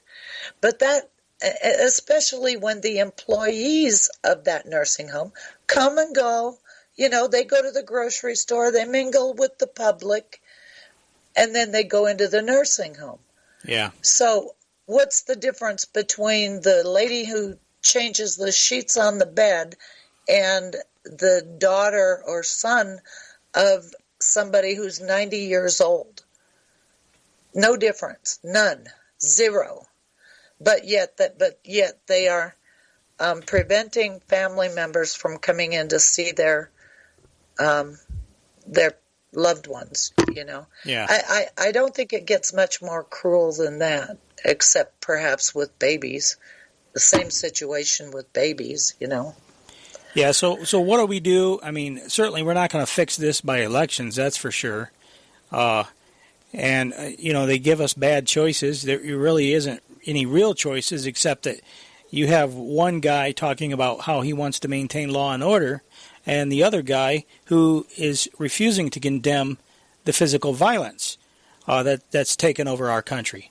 And, it's affecting the polls. They're in the meantime, they're trying to do everything they can also to rig the elections. Political Insiders has an article, Judge Rules Against 50,000 Requests for Absentee Ballots in Iowa. Apparently, Judge Ian Thornhill on Thursday made a ruling. I hate that when they say ruling. But he made an opinion that agreed with the lawsuit by Trump's campaign against 3 Iowa counties regarding absentee ballots. The absentee ballots, when they're needed and vetted properly, I guess could be acceptable. Well, what they're trying to do more and more is use absentee and especially mail-in ballots to rig the election. That's the only reason they would want to do that. In the meantime, we have some other things going on, Vicky. Things that are very volatile. We have the Russian Navy conducting major maneuvers near Alaska, war games. They stayed in international waters. But I just thought it was noteworthy to point that out. The South China Morning Post is reporting that Taiwanese military has released video of troops fending off an attack from the Chinese mainland. So Taiwan seems to be heating up. And where is the United States on that? Supposedly we're on the side of Taiwan, but supposedly we're on the side of China, except that we're not on the side of China as much as we were under the last administration. And that's one of the few things that really are different about Trump's foreign policy versus previous administrations. I don't know how that would continue under a Biden administration. I suspect it would go back to what had been the status quo under it makes perfect sense that he would revert the China stuff. Go ahead. I don't know. I kind of think we're being double teamed, actually. Could be. Between Russia and China. Well, things certainly aren't improving on the world stage. I hate to use that phrase, but it certainly seems the world is getting more dangerous as time progresses. In the meantime, support for Black Lives Matter is plummeting in Wisconsin amidst the Kenosha riots. I didn't know that they were taking polls now of the approval rating of Black Lives Matter, but apparently they are. They said it's plummeted from plus 25 approval to 0 amidst the riots. How can you have approval for an organization that's promoting communism? Number one, let's just start there. A lot of people don't know that. But the riots that have broke out everywhere they have their quote-unquote peaceful protests seem to suggest that that's something that you shouldn't support. And the fact that the Democrats, Joe Biden, they're not condemning the violence. There was no mention of the violence anywhere in the Democrat convention. Well, you know what? It's affecting I wonder what coverage they are seeing. I don't know how anybody could have a high approval rating of Black Lives Matter after the riots that they had in Seattle and Portland. But you know what I've noticed, at least, just for myself, I've noticed that, when I go search on YouTube, my choices are narrowing. Yes. And every time I watch a video, it then rolls to one of the mainstream news sources. That's not by accident. They're doing that purposefully. And I remember it was in the very early 2000s when there was a debate about net neutrality, and it was one of those things where if you said yes, you actually meant no. They made it a complex issue. Right. But what the cable companies and telecommunications companies wanted to do was to create walled gardens of content. Content specifically selected by AI to suit your interests. Except that, while that sounds all very nice, what ends up happening is that they select content they want you to see. There you go. Yeah, and controlling the outcome, steering everything. And I've said before, if people want to find videos on YouTube or something like that, go to DuckDuckGo. Here's what I do. I go to DuckDuckGo, I type site, SITE, YouTube.com. No spaces. Site, YouTube.com, space, and then whatever you're searching for. Don't use YouTube's search engine because they use their search engine and they have blocked certain search terms in their search engine. You can find stuff through other search engines by doing a site search of YouTube. That's one way of doing it. And I've found a lot of stuff by just simply not using the YouTube built-in search engine. And it'll rank it. It's another opportunity. And you can try different search engines. It doesn't just have to be DuckDuckGo. That's what I use most of the time. You can use Bing, or although Bing is controlled by Microsoft, so you may end up with some similar problems, ranking problems. But it's just an option for people who want to do real research. And I almost never use Google anymore. I don't. I use Google for images. That's all. Yeah. So anyway, we're out of this hour already. Lots more to come. Believe me, we are going to hit the ground just screaming in the next hour. So stay with us, folks. Govern America continues. Don't go away.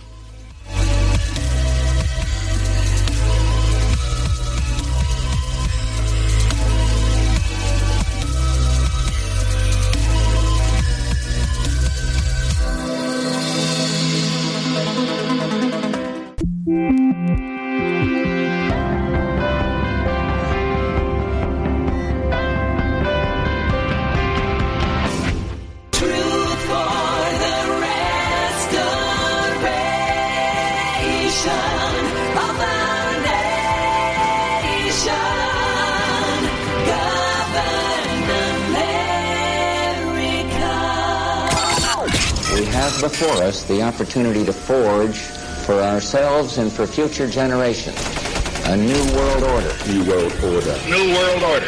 This is a moment to seize. The kaleidoscope has been shaken. The pieces are in flux. Soon they will settle again.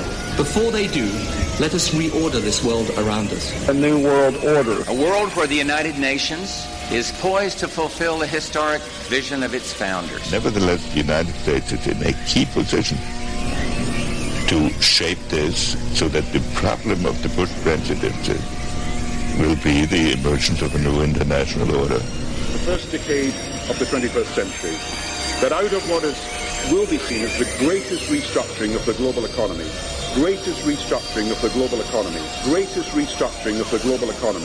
a new world order was created. Documenting the crisis of our republic. The very word secrecy is repugnant in a free and open society. And we are, as a people, inherently and historically opposed to secret societies, to secret oaths, and to secret proceedings. Waging war on the New World Order. The councils of government, we must guard against the acquisition of unwarranted influence, whether sought or unsought, by the military-industrial complex. This is Govern America with Darren Weeks and Vicky Davis. Live from FEMA Regions 5 and 10, this is the third and final hour of Govern America. It continues to be the 29th of August, 2020, as we are documenting the crisis of our republic and the world at large, as this is a global plan to institute world government on every level, micromanage every aspect of your life, and that is what we are facing. As we continue on, by the way, the website, once again, governamerica.com, governamerica.com, Vicky's website, thetechnocratictyranny.com. Make sure you get the in there, thetechnocratictyranny.com. You can get to her other website from there, and lots of great research that she has there, more going up all the time. I'll tell you what, before we get into, I got a phone call on the line, but before we get to that, let me just real quickly go through some of this. Because to some people the election matters. On a certain level it does, and on a certain level it doesn't, as we've often said. I don't think there's anything good that's going to happen if the Democrats take the White House. However, I don't think there's much good that's going to happen if Trump stays in the White House, because we know the plan goes forward. But I don't want Black Lives Matter and all of the terrorists in control. So they pretty much leave you in a situation where you don't know what to do. You have no real options. And you could vote third party. That's certainly an option. But they don't ever garner enough votes. And so elections really, I think, are largely overrated. But I just want to point out the irony of what you just said. Yeah. We have terrorists in the street. Mm-hmm. Well, we also have a government that has spent hundreds of billions of dollars building systems to counter terrorism. There you go. Good point. Very good point. And that is a totally ironic situation. And we've done these. They've built these systems while they're funding the very terrorists that they claim that they were fighting. Yes. So who's funding all these terrorists that are on the ground in the streets? That's my question. And why isn't anybody getting to the bottom of it? Yay! Why isn't anybody getting to the bottom of it? And there you have it. But Washington Examiner saying 1 point separates Biden, 46%, to Trump's 45%, race in a dead heat. So they're going to keep you on the edge of your seat. Newsmax, Trump cuts Biden Florida lead in half. President Donald Trump's pulling closer to Joe Biden, they say, in the Florida polls, with the Democratic nominee losing half his lead in the state over the previous few weeks, according to new CNBC/Change research poll. That sounds like you're calling a horse race. Yeah. The current poll shows Biden leading Trump 49% to 46% compared to an August 12th survey, 50% to 44%. Trying to spend very little time on this, although I do think it's worth, you almost have to talk about it in a way. And then the latest thing is the Zogby poll.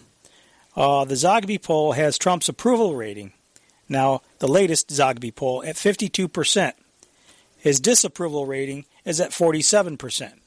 Now, I would say, why is that? Well, maybe, just maybe, it has something to do with all the rioting in the streets and the fact that the Democrats absolutely will not condemn the rioting. They will not say anything about it.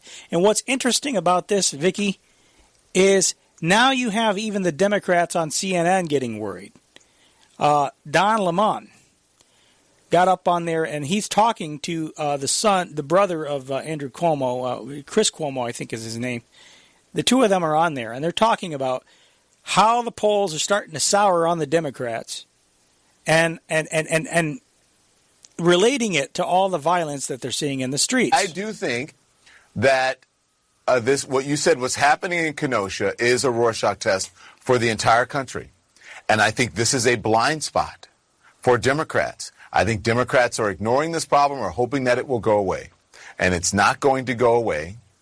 And so, unless someone comes up with a solution over the next 73 days, or 70 however many days. 68 days. 68 days. So it's not going to, the problem is not going to be fixed by then. But what they can do, and I think maybe Joe Biden may be afraid to do it. I'm not sure. Maybe he won't. Maybe he is. He's got to address it. He's got to come out and talk about it. He's got to do a speech like Barack Obama did about race. He's got to come out and tell people that he is going to deal with the issue of police reform in this country, and that what's happening now is happening under Donald Trump's watch, on Donald Trump's watch. And when he is the president, Kamala Harris is the vice president. So it's Donald Trump's fault they're out there rioting. Then they will take care of this problem. But guess what? The rioting has to stop. Chris, as you know and I know, it's showing up in the polling. Mm-hmm. It's showing up in focus groups. It is the only thing right now that is sticking. And the Democrats tonight stuck with that, right? And they also stuck with the theme that you said, the coronavirus. You got coronavirus and you have Kenosha. Okay, so they're worried. Now they're worried. But there's still never been any condemnation. And there won't be a condemnation, I don't think, because they're all in. They're the ones behind it. They're pushing it. Well, you know what? I heard Trump say something that was very interesting. He said he was talking about free speech at the universities. Mm-hmm. And apparently they told the government told the universities that they would stop their research funding if they didn't allow free speech I heard that. On the campuses. Mm-hmm. And then Trump said, "And you don't hear any more about it, do you?" And I know the federal government uses extortion on the states because that uniform legislation to participate in that Hague Convention, they forced the states to participate in that using extortion. You know, we'll cut off your HHS money if you don't pass this through your legislature. The carrot and stick approach. Yeah. And if you recall, Trump did threaten the cities and states if you don't, I don't know, I think it was participation with ICE or something. Maybe we'll cut off their law enforcement funding. And so the federal government has the ability to do that, and I hate that. I hate that they do, but they do. And so he's just trying to turn it around. Yeah, the fact that this rioting is continuing to go on kind of says that they are turning a blind eye to it, and they do have tools to use to stop it. So, yeah, well, Joe Biden doesn't even know. He you know, can we blame him? He doesn't even know where he's at. He doesn't know. He can't keep track of the guy who was shot in the street versus the victim. I mean, he was on one of these news shows, and he's getting the two all mixed up. You know, I won't play the clip because we don't really have time to do it. I want to get into this some other stuff, but let's quickly knock out a phone call because they've been waiting a little bit. Dan in Kentucky, go ahead. You're on the air. Hi, Darren, Vicky. Great show as always. You were talking earlier about the moral order, and you had Papa Bush quote. Mm-hmm. And, you know, their God is Lucifer. So the book Albert Pike wrote is Morals and Dogma. Yeah. So they are following the moral order according to Lucifer.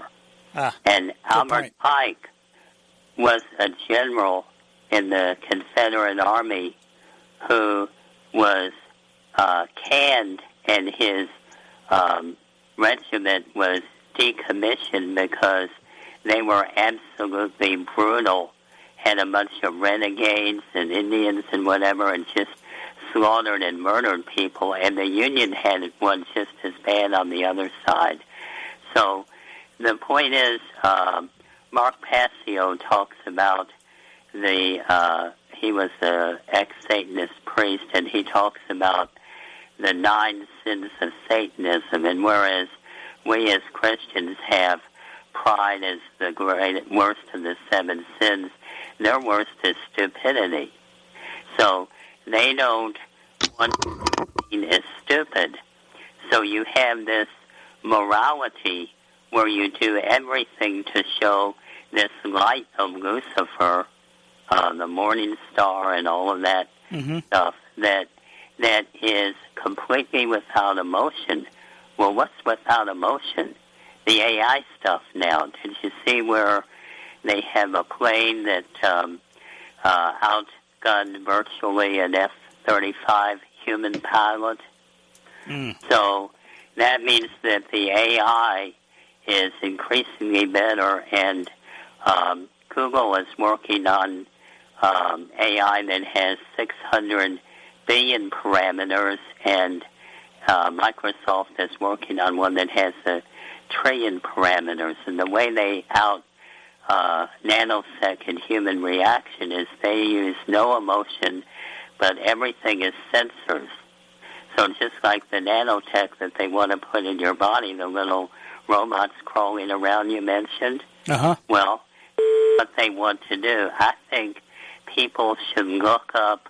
I think about 3 months ago, Activist Post had some art that was used by AI computers, and I heard it's really horrible, weird stuff. If people want to see where they're going and get an encouragement, you know how people put notices on the wall or the desk, encouragement for positive thinking and to keep on track. Put some of those pictures up there and see what kind of dystopia, horror we're headed toward if we let them take over. Also, Arthur C. Clarke had 3 novels, and 2010 was also a movie. But the third is a book, not a movie. It's called 3001. And in that novel, this is 1,000,000 years, or 3001 AD, and the computers have taken over, and the elites know that they lack discipline, and so they need the AI computers to run and control them. Well, that's perfect hierarchy of demonology, you know. So they're letting because they lack discipline. So you have a combination of extreme intellectuality, lack of emotion, but then there's a discipline, and that's why they have these human sacrifices and animal like behavior and no discipline. Do what thou wilt is the whole of the law. So their reaction, they have no emotions, not even hate. They just have urges, like that movie The Fly, you know, where the guy is taken over, or a vampire would be a good analogy, where they need energy because they don't produce any themselves.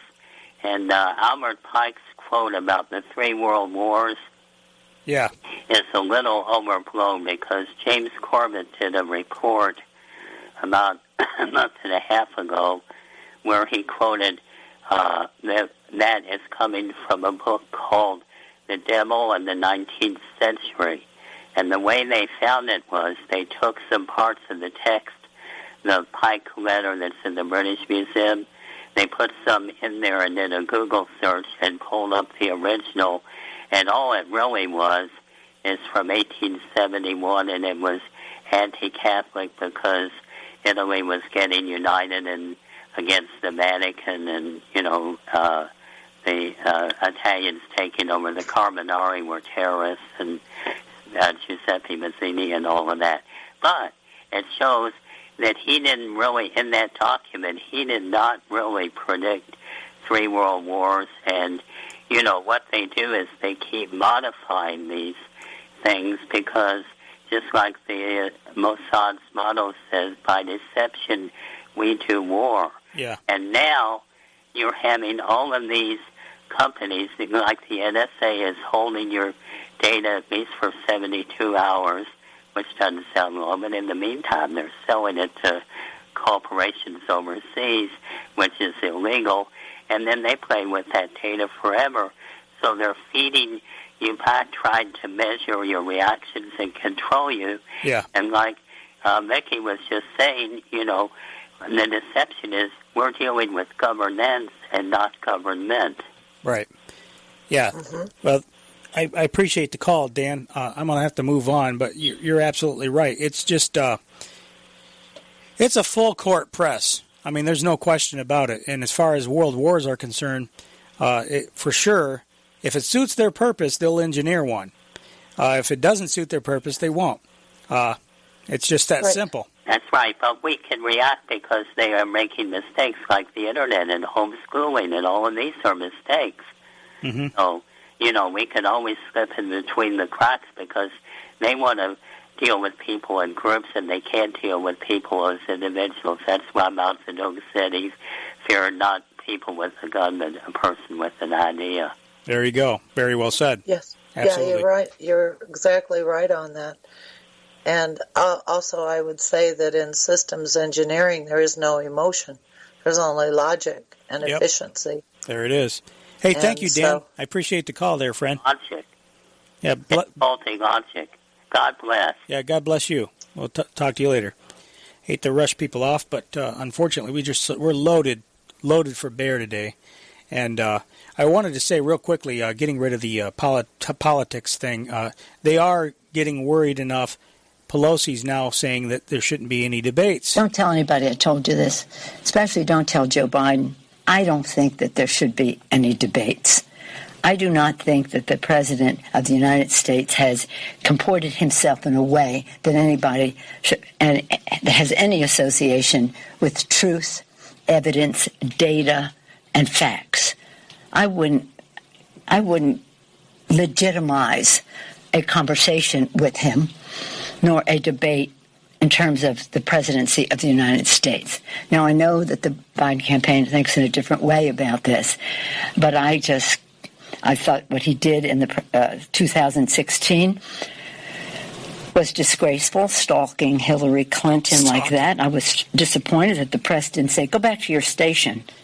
You're not here. You don't own this stage. You have your own podium. She has hers.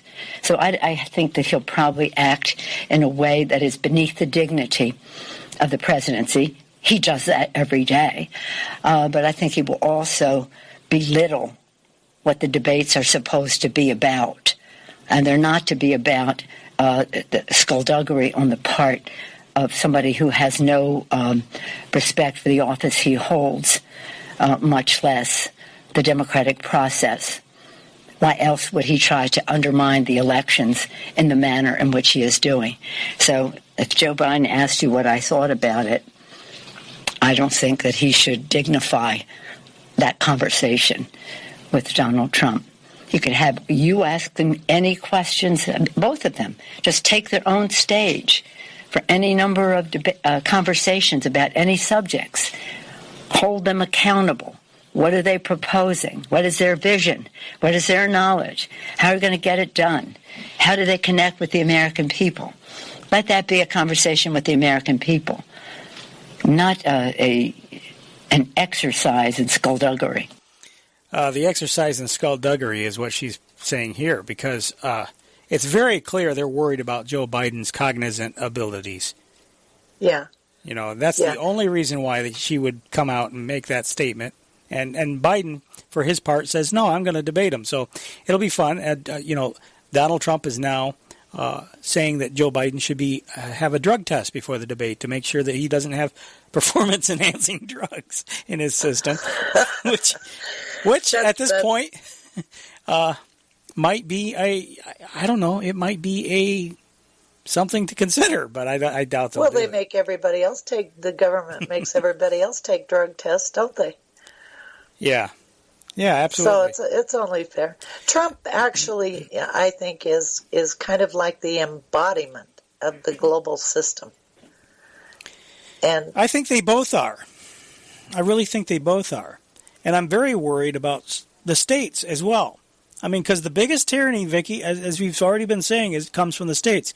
A good example of this is this bill that's in New York State Senate right now, Assembly Bill A99. I don't know if you're familiar with this or not, but this is a bill, they say, that relates to the removal of cases, contacts, and carriers of communicable diseases who are potentially dangerous to the public health. This is a bill which facilitates the removal of people to essentially detention camps. You know, the detention camps that the conspiracy... Oh, you mean like the ones that the Chinese have for the Uyghurs? Yeah, something like that. Huh, how about that? You know, what's interesting is this is a 2019 bill I'm seeing. It's got a date of January 9th, 2019. I didn't even realize that until just now. Introduced. Ones and nines. Yeah, isn't that amazing? January 9th, 2019. They say it's an act to amend the public health law in relation to the removal of cases, contacts, and carriers of communicable diseases who are potentially dangerous to the public health. And you say, well, it's New York. I don't care about New York because I don't live in New York. Well, you know what? What tends to happen in one state the other states tend to copy it, or it tends to be a lot of times engineered from some other place higher up. So, right. Like the Department of Health saying, you will pass this, and if you don't, we won't give you any funding. We will cut off your funding. There you go. Carrot and stick approach again. So they say, the people of the state of New York, as if they had anything to do with this, represented in Senate and Assembly, do enact as follows. Section 1, the public health law is amended by adding a new section, 2120A, to read as follows. Removal and detention of cases, contacts, and carriers who are or may be a danger to the public health. Other orders. Number 1, the provisions of this section shall be utilized in the event that the governor declares a state of health emergency due to an epidemic of any communicable disease. Isn't that interesting that they had this in January 2019? Almost like they knew, huh? Number 2, upon determining by clear and convincing evidence that the health of others is or may be endangered by a case, contact, or carrier, or suspected case, contact, or carrier of a contagious disease that, in the opinion of the governor, the dictator, after consultation with the commissioner, may pose an imminent and significant threat to the public health resulting in severe morbidity or high mortality, the governor or his or her delegee, including but not limited to the commissioner or the heads of local health departments, may order the removal and or detention of such a person or of a group of such persons by issuing a single order, identifying such persons either by name or by a reasonably specific description of the individuals or group being detained. such person or group of persons shall be detained in a medical facility or other appropriate facility or premises designated by the governor or his or her delegee and complying with subdivision 5 of this section. Number 3, a person or group removed or detained by order of the governor or his or her delegee pursuant to subdivision 2 of this section shall be detained for such a period and in such a manner as the department may direct in accordance with this section, notwithstanding any inconsistent provision of this section. A confirmed case or carrier who is detained pursuant to subdivision 2 of this section shall not continue to be detained after the department determines that such person no longer is contagious. B, a suspected case or a suspected carrier who is detained pursuant to subdivision 2 of this section shall not continue to be detained after the department determines with the exercise of due diligence that such person is not infected with or has not been exposed to such a disease, or if infected with or exposed to such a disease, no longer is or will become contagious. C, a person who is detained pursuant to subdivision 2 of this section as a contact of a confirmed case or a carrier shall not continue to be detained after the department determines, in other words, they'll release you if they decide to release you. Okay? Or they'll keep you forever if they decide to. Yeah, there you go. I'm trying to find the relevant. Go ahead. That makes me wonder. Hitler took over Germany legally. I mean, they were. Hitler was very popular. He went through the process of whatever German law was. Mm-hmm. I wonder if anybody out there in our audience knows. Did it have anything to do with health laws? Because the whole thing with the Jews was genetics. They're Jewish and they're inferior people and all of that stuff. And I'm wondering if they used the same strategy there that they are using here by empowering the public health department to actually take rule over our elected representative governments. I mean, we already know we lost elected representative governments, but was the strategy to use public health? Yeah, well, that's a matter of curiosity to me. I guess I'll have to look into that. They say in here. Let me back up here just a smidge here. I hate this website that they got this on. A suspected case or suspected carrier who is detained pursuant to subdivision 2 of this section shall not continue to be detained after the department determines with its exercise of due diligence that such a person is not infected with or has not exposed to such a disease, or if infected with or exposed to such a disease no longer is or will become contagious. A person who is detained pursuant to subdivision 2 of this section as a contact of a confirmed case or a carrier shall not continue to be detained after the department determines. Okay.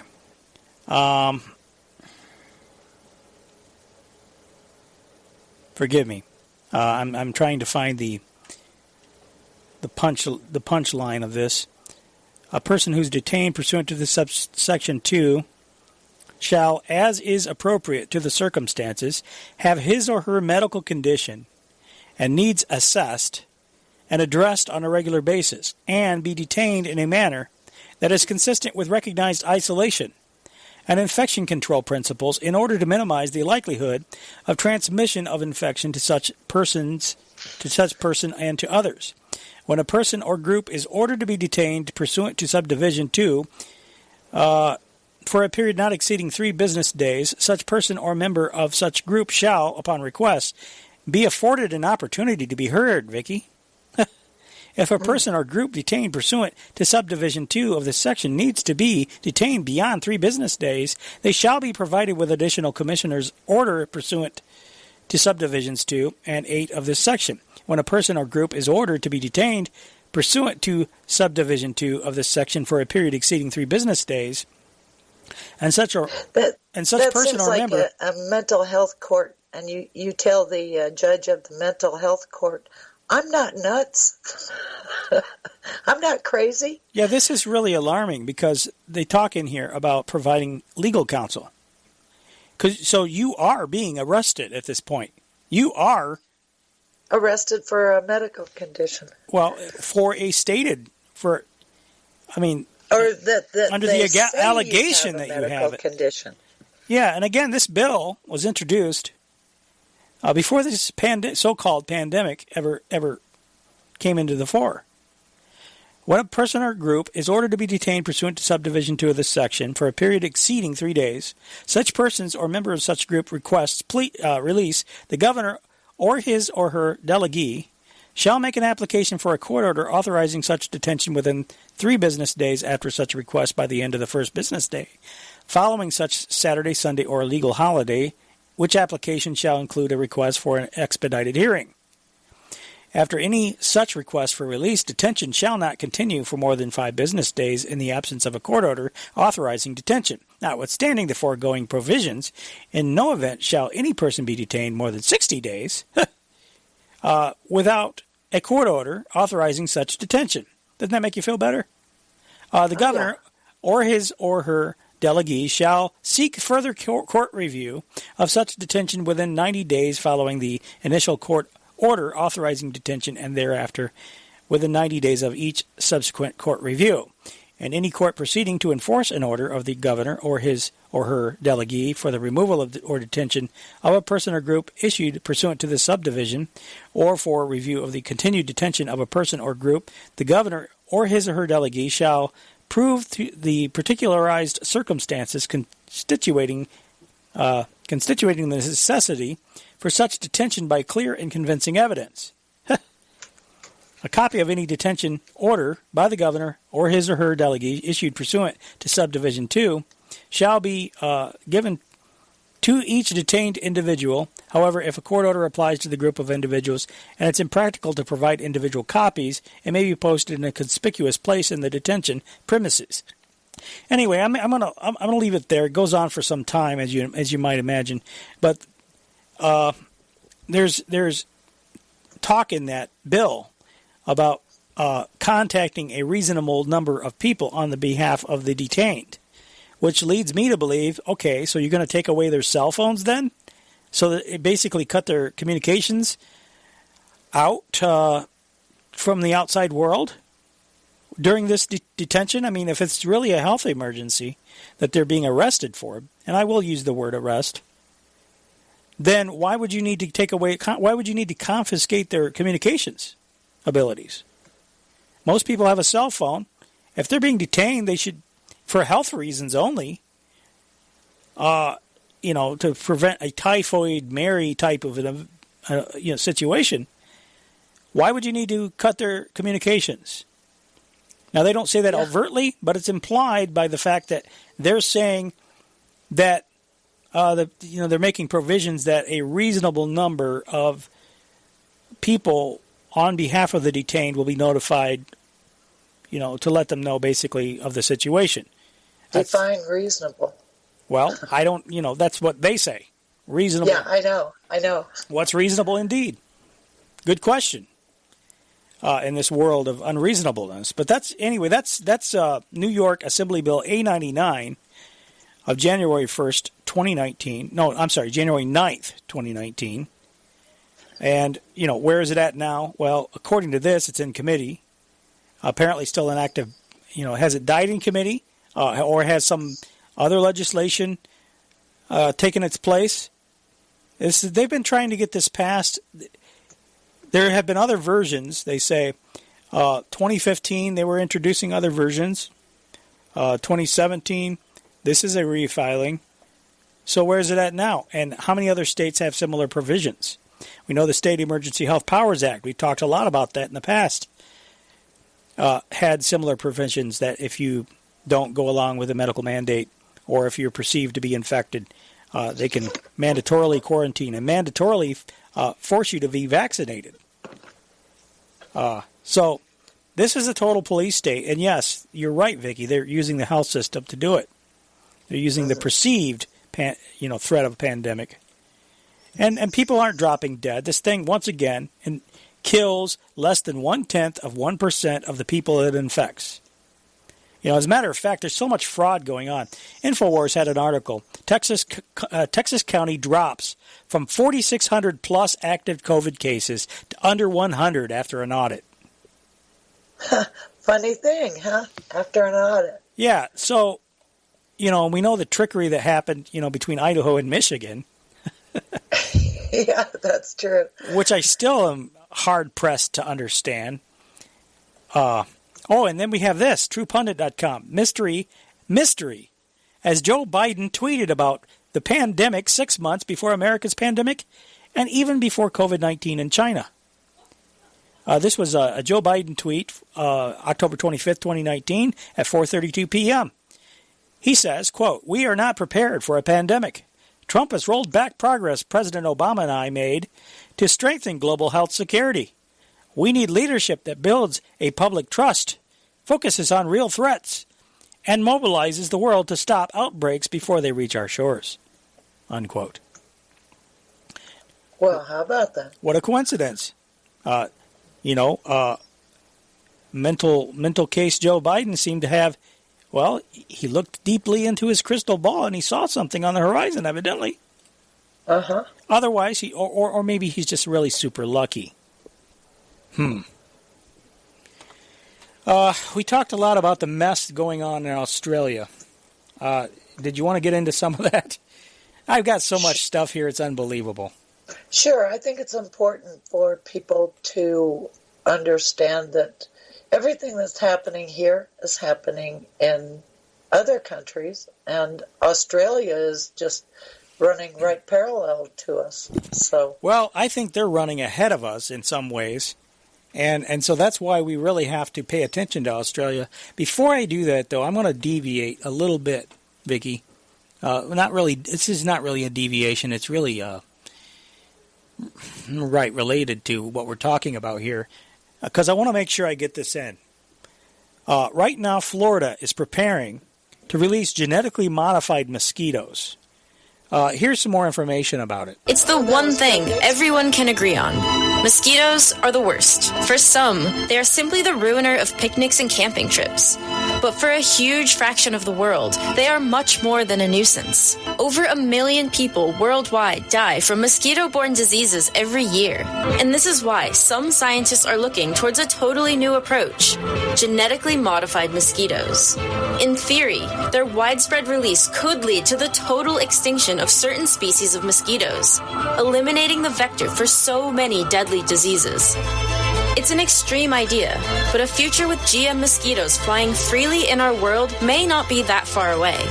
This summer, genetically modified Aedes aegypti mosquitoes could be released in the U.S. for the first time, in Florida and in Texas.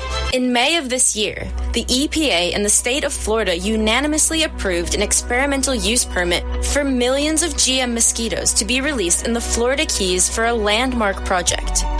The mosquitoes are genetically modified male Aedes aegypti mosquitoes, known as OX5034, branded as friendly TM mosquitoes, developed by the company Oxitec. At the heart, friendly trademark. It's a trademarked name for the mosquito. The so-called friendly mosquito is something called a self-limiting gene. It starts with Aedes aegypti mosquito eggs, which are injected with short pieces of DNA that contain the self-limiting gene sequence, along with a fluorescence gene that acts as a marker. This lethal gene is a tetracycline transcriptional activator variant, or TTAV gene. Once introduced into the mosquito's genome, it encodes a protein that blocks transcriptional machinery for several other genes that are essential to mosquito development. So without essential genes being expressed, the mosquito larvae die before becoming adults. But simply injecting the TTAV gene into these eggs would only be useful in killing the handful of mosquitoes you give it to. Hardly an economical way to kill off the trillions of mosquitoes that exist in the world. For the gene technology to be useful, the mosquitoes need to be able to pass the lethal gene down to their offspring. And for this reason, the lethal gene has a corresponding antidote. To keep the mosquito larvae with this lethal gene alive, they can be given tetracycline, a common antibiotic. The lethal TTAV protein cannot block the transcription of the other essential mosquito genes when it's bound to tetracycline. This can therefore keep the GM larvae alive until adulthood, when the gene is no longer lethal. lethal. So in the lab, mosquito eggs are injected with the self-limiting gene, and the GM mosquito larvae are then reared in water containing tetracycline. This way, they can develop normally into adult mosquitoes. Then, when adult GM mosquitoes are released and breed with wild, non-GM mosquitoes, their offspring inherit the lethal TTAV gene. And without tetracycline in their environment, they don't survive into adulthood. Over time, and with enough GM mosquitoes released, this technology has the ability to hugely suppress the numbers of mosquitoes in the wild. And to make the technology even more powerful, scientists recently found a way to ensure that the lethal gene only kills the female offspring.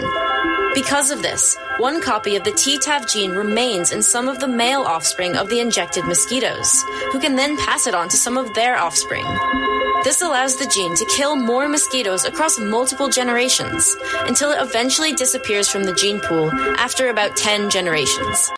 Okay, so obviously none of us like mosquitoes. Obviously, we would love to get rid of mosquitoes. However, what are the unintended consequences, number one, of this? And the most glaring thing from what she's talking about there, to me, is the concern about DNA jumps to humans.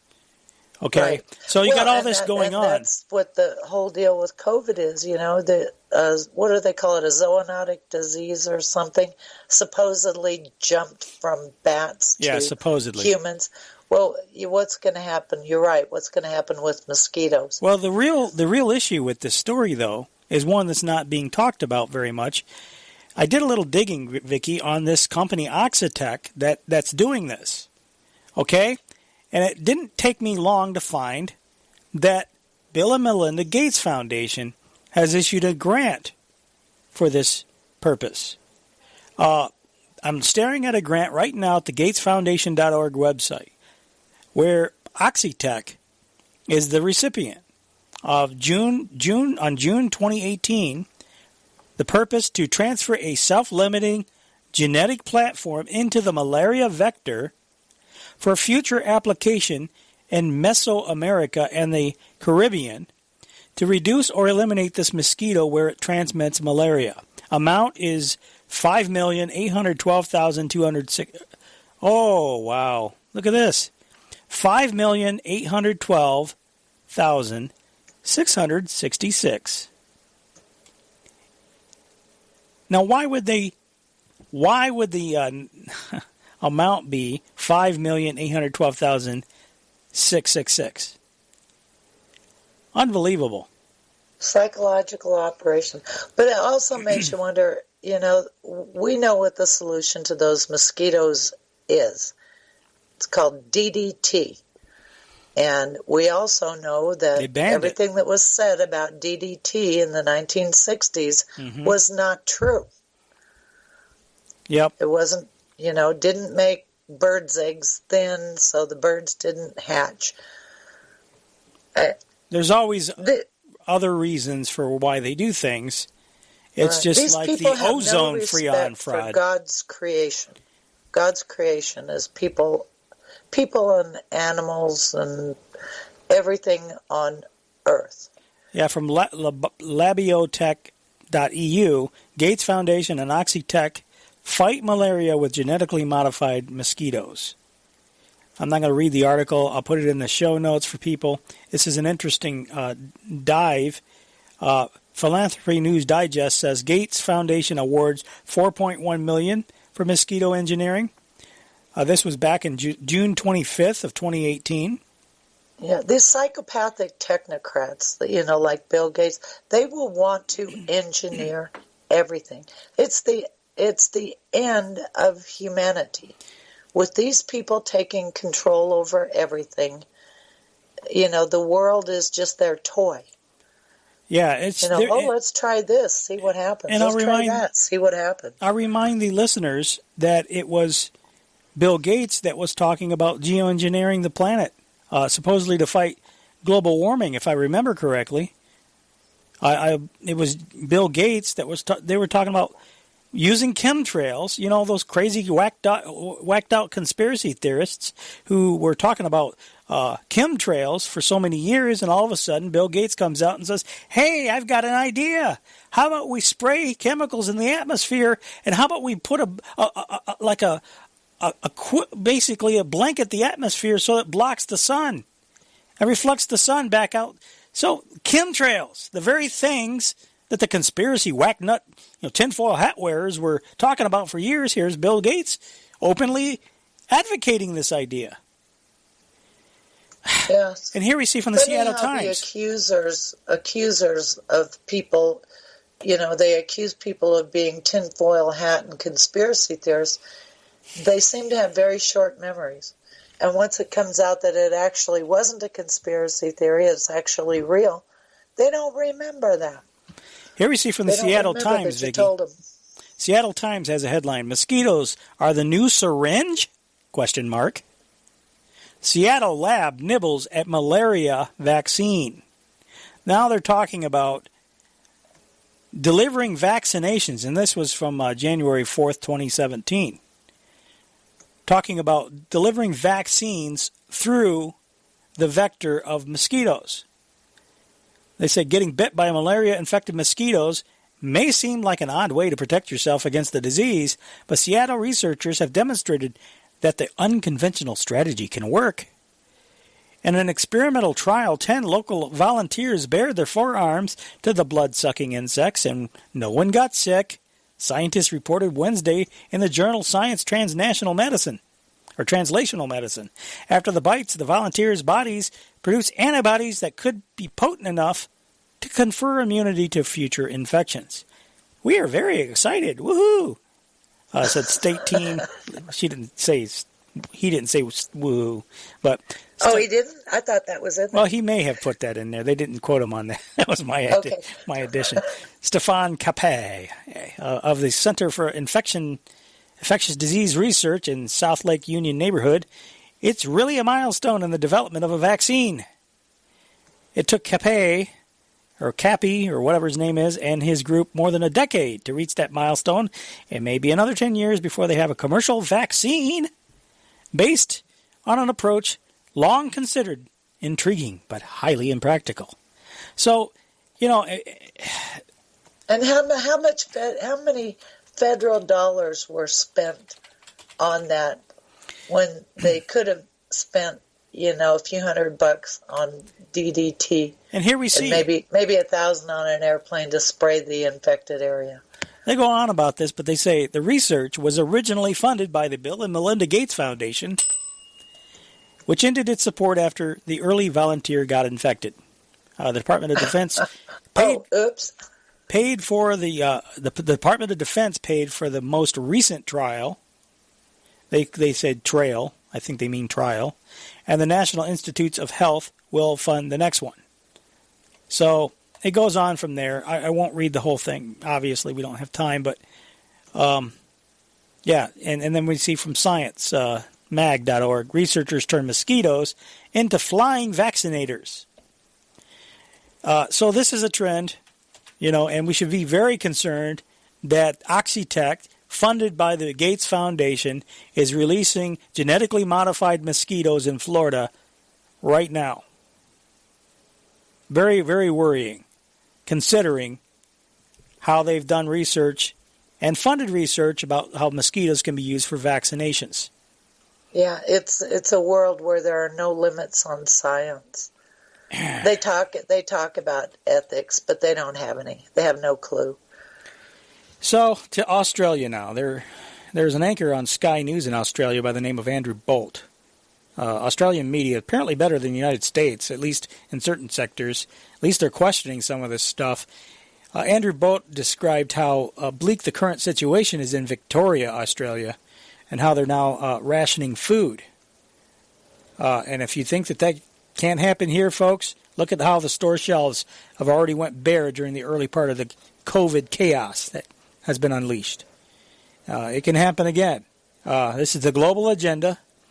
If it's being done there, it can be done elsewhere. Victoria was today virtually shut down to fight the coronavirus. 250,000 more workers in Victoria will this week lose their jobs on top of the other 250,000 who've already just lost theirs. From 11:59 p.m. this Wednesday, retail will close, some manufacturing will close, some admin will close. Even Bunnings closed except for click and collect.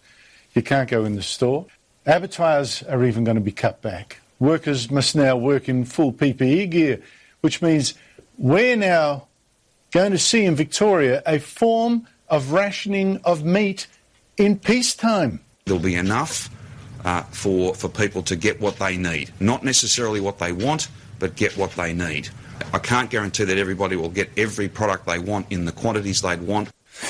I could go through this band later with Annalise Nielsen and spell out how badly this shutdown will hit all Australia. Who do you think is going to pay for another 250,000 people on the dole? For now, though, I want to say this. What is happening in Victoria is a scandal. First, government mistakes, incredible mistakes with this coronavirus, incredible stupidity, and now a government cover-up. And this whole shutdown in Victoria, it stinks of spin and politics, and people will pay for this with their lives.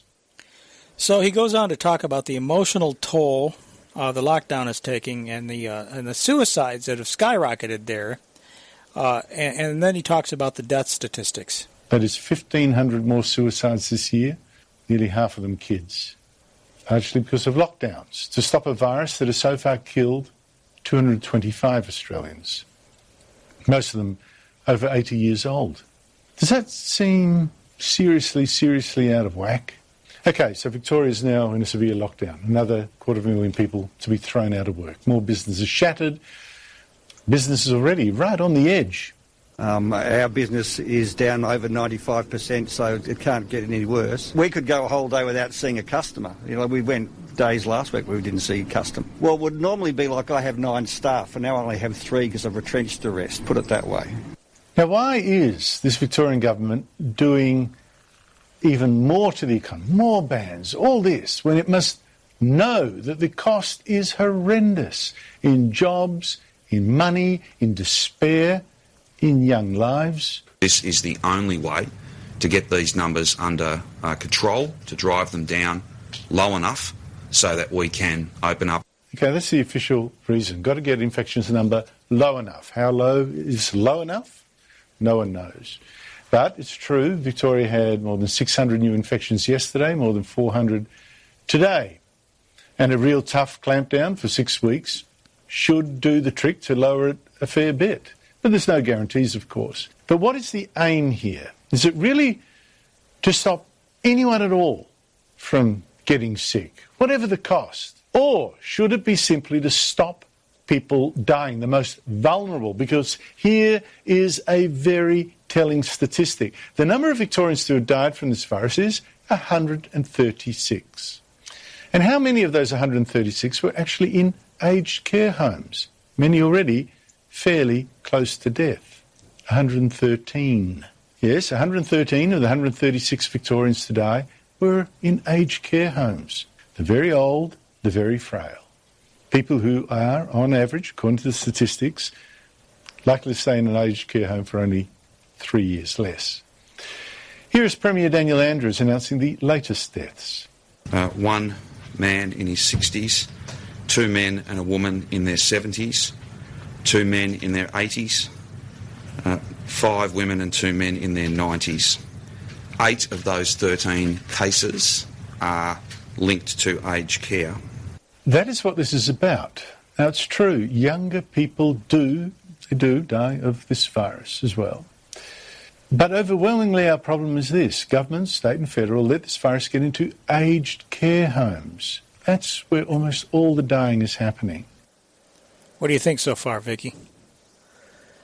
Well, it sounds right to me. It's the old people, and I think it's, kind of an intentional...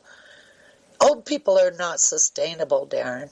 You know that. Well, people in general are not sustainable, apparently. Yeah, but old people are especially not sustainable because they don't produce anything anymore. They just sit around and, maybe want to play with their grandchildren. Yeah, they actually want to have a life. outside of the slave factories that they spent all their life working in to pay all the draconian income taxes and everything else that the government sucks out of you, like the parasites that they are. Right, but everything has to be efficient. Technocrats are totally efficient. And, you know, when you have a part that has reached the end of its useful life in a machine, you get rid of that part and you get a new one. Kind of like your old washing machine. When it breaks down. You know, you just have to stop thinking in human terms. We are post-human. When putting on that belt doesn't work anymore, then you just pull the thing out and throw it out in the yard and have somebody come pick it up, haul it off. Yeah. Yeah, that's how they view people. It's a job for somebody, and, you know, it's... Yep. You know, we'll take care of it. So, but just stop thinking in those human terms. We are post-human. Remember that. Yeah. Welcome to the New World Order, people. And it seems these terrible new bans are in part just to send a message to those people who've been breaking the rules, the irresponsible people, even if responsible people will now pay a terrible price. Now, if you think I'm being too cynical about this, you listen to Victoria's Chief Health Officer yesterday. In part, there's some shock and awe here for people to genuinely understand that it's a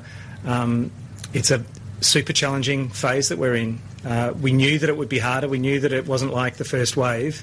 But in part, that's because the fatigue that people have experienced and the sense of complacency about being able to go out and do shopping for pleasure and not for absolute necessity is part of the challenge. But I think the message is loud and clear now. So if I hear him rightly, this stage 4 is more about, you know, shocking and awing people into taking it more seriously. It is more about the messaging than the medicine. And I've got to ask, wasn't there a way to scare people who are breaking the rules that didn't involve smashing the economy and smashing people's lives and putting 250,000 more people out of work? And this is not the first time that I've seen health officials use bans as a sort of messaging stunt. Queensland's Chief Health Officer said she actually believed that the evidence did show that schools were not a high-risk environment, but decided to close them anyway back in March, because closing them down, she said, would help people understand the gravity of the situation. She said, if you go out into the community and say this is so bad, we can't even have schools, all schools have got to be closed, you really are getting to people. So sometimes it's more than just the science and the health, it's about the messaging. And I can't help feeling that is true of these bans too, that are causing such horrific distress already. Are Victoria's stage 4 bans really just about the messaging too? Now, 250,000 more Victorians this week about to lose their jobs because their government couldn't or wouldn't just do the basics, and so settled on a scare. There you go. And I couldn't. You know, reports like that where he's reading it, all of this as if it is totally sane. It's bad, but it's sane. And he's reading it in a Nurse Ratched voice, which means, you know, no real emotion, is just reading straight along. Drives me absolutely crazy. Well, at least he's asking questions about it, though, which is more than I see the United States media doing. They're just going along promoting it all like it's something everybody's got to worry about doing. It's disgusting, but I guess the only way out is to have people push back and learn about this stuff. But we're at a very late hour. And they've divided the country and keep everybody fighting. And this is why. Because they don't want people to ever catch on that this is all a scam. And if people ever learn that it's a scam and push back, it'll be over. I really believe the people could end this if they united. But that's why they keep us divided. I think you're right. There you go. I got more, but we're out of time. Thanks as always. Appreciate everything you do, Vicky. Okay, you too, Darren. And thank you, listeners, for being with us. And we hope you'll tell somebody about the broadcast and join us back here next week. Same time, same outlet. Keep your chin up. Do what you can to restore this republic. God bless you, folks. Bye-bye.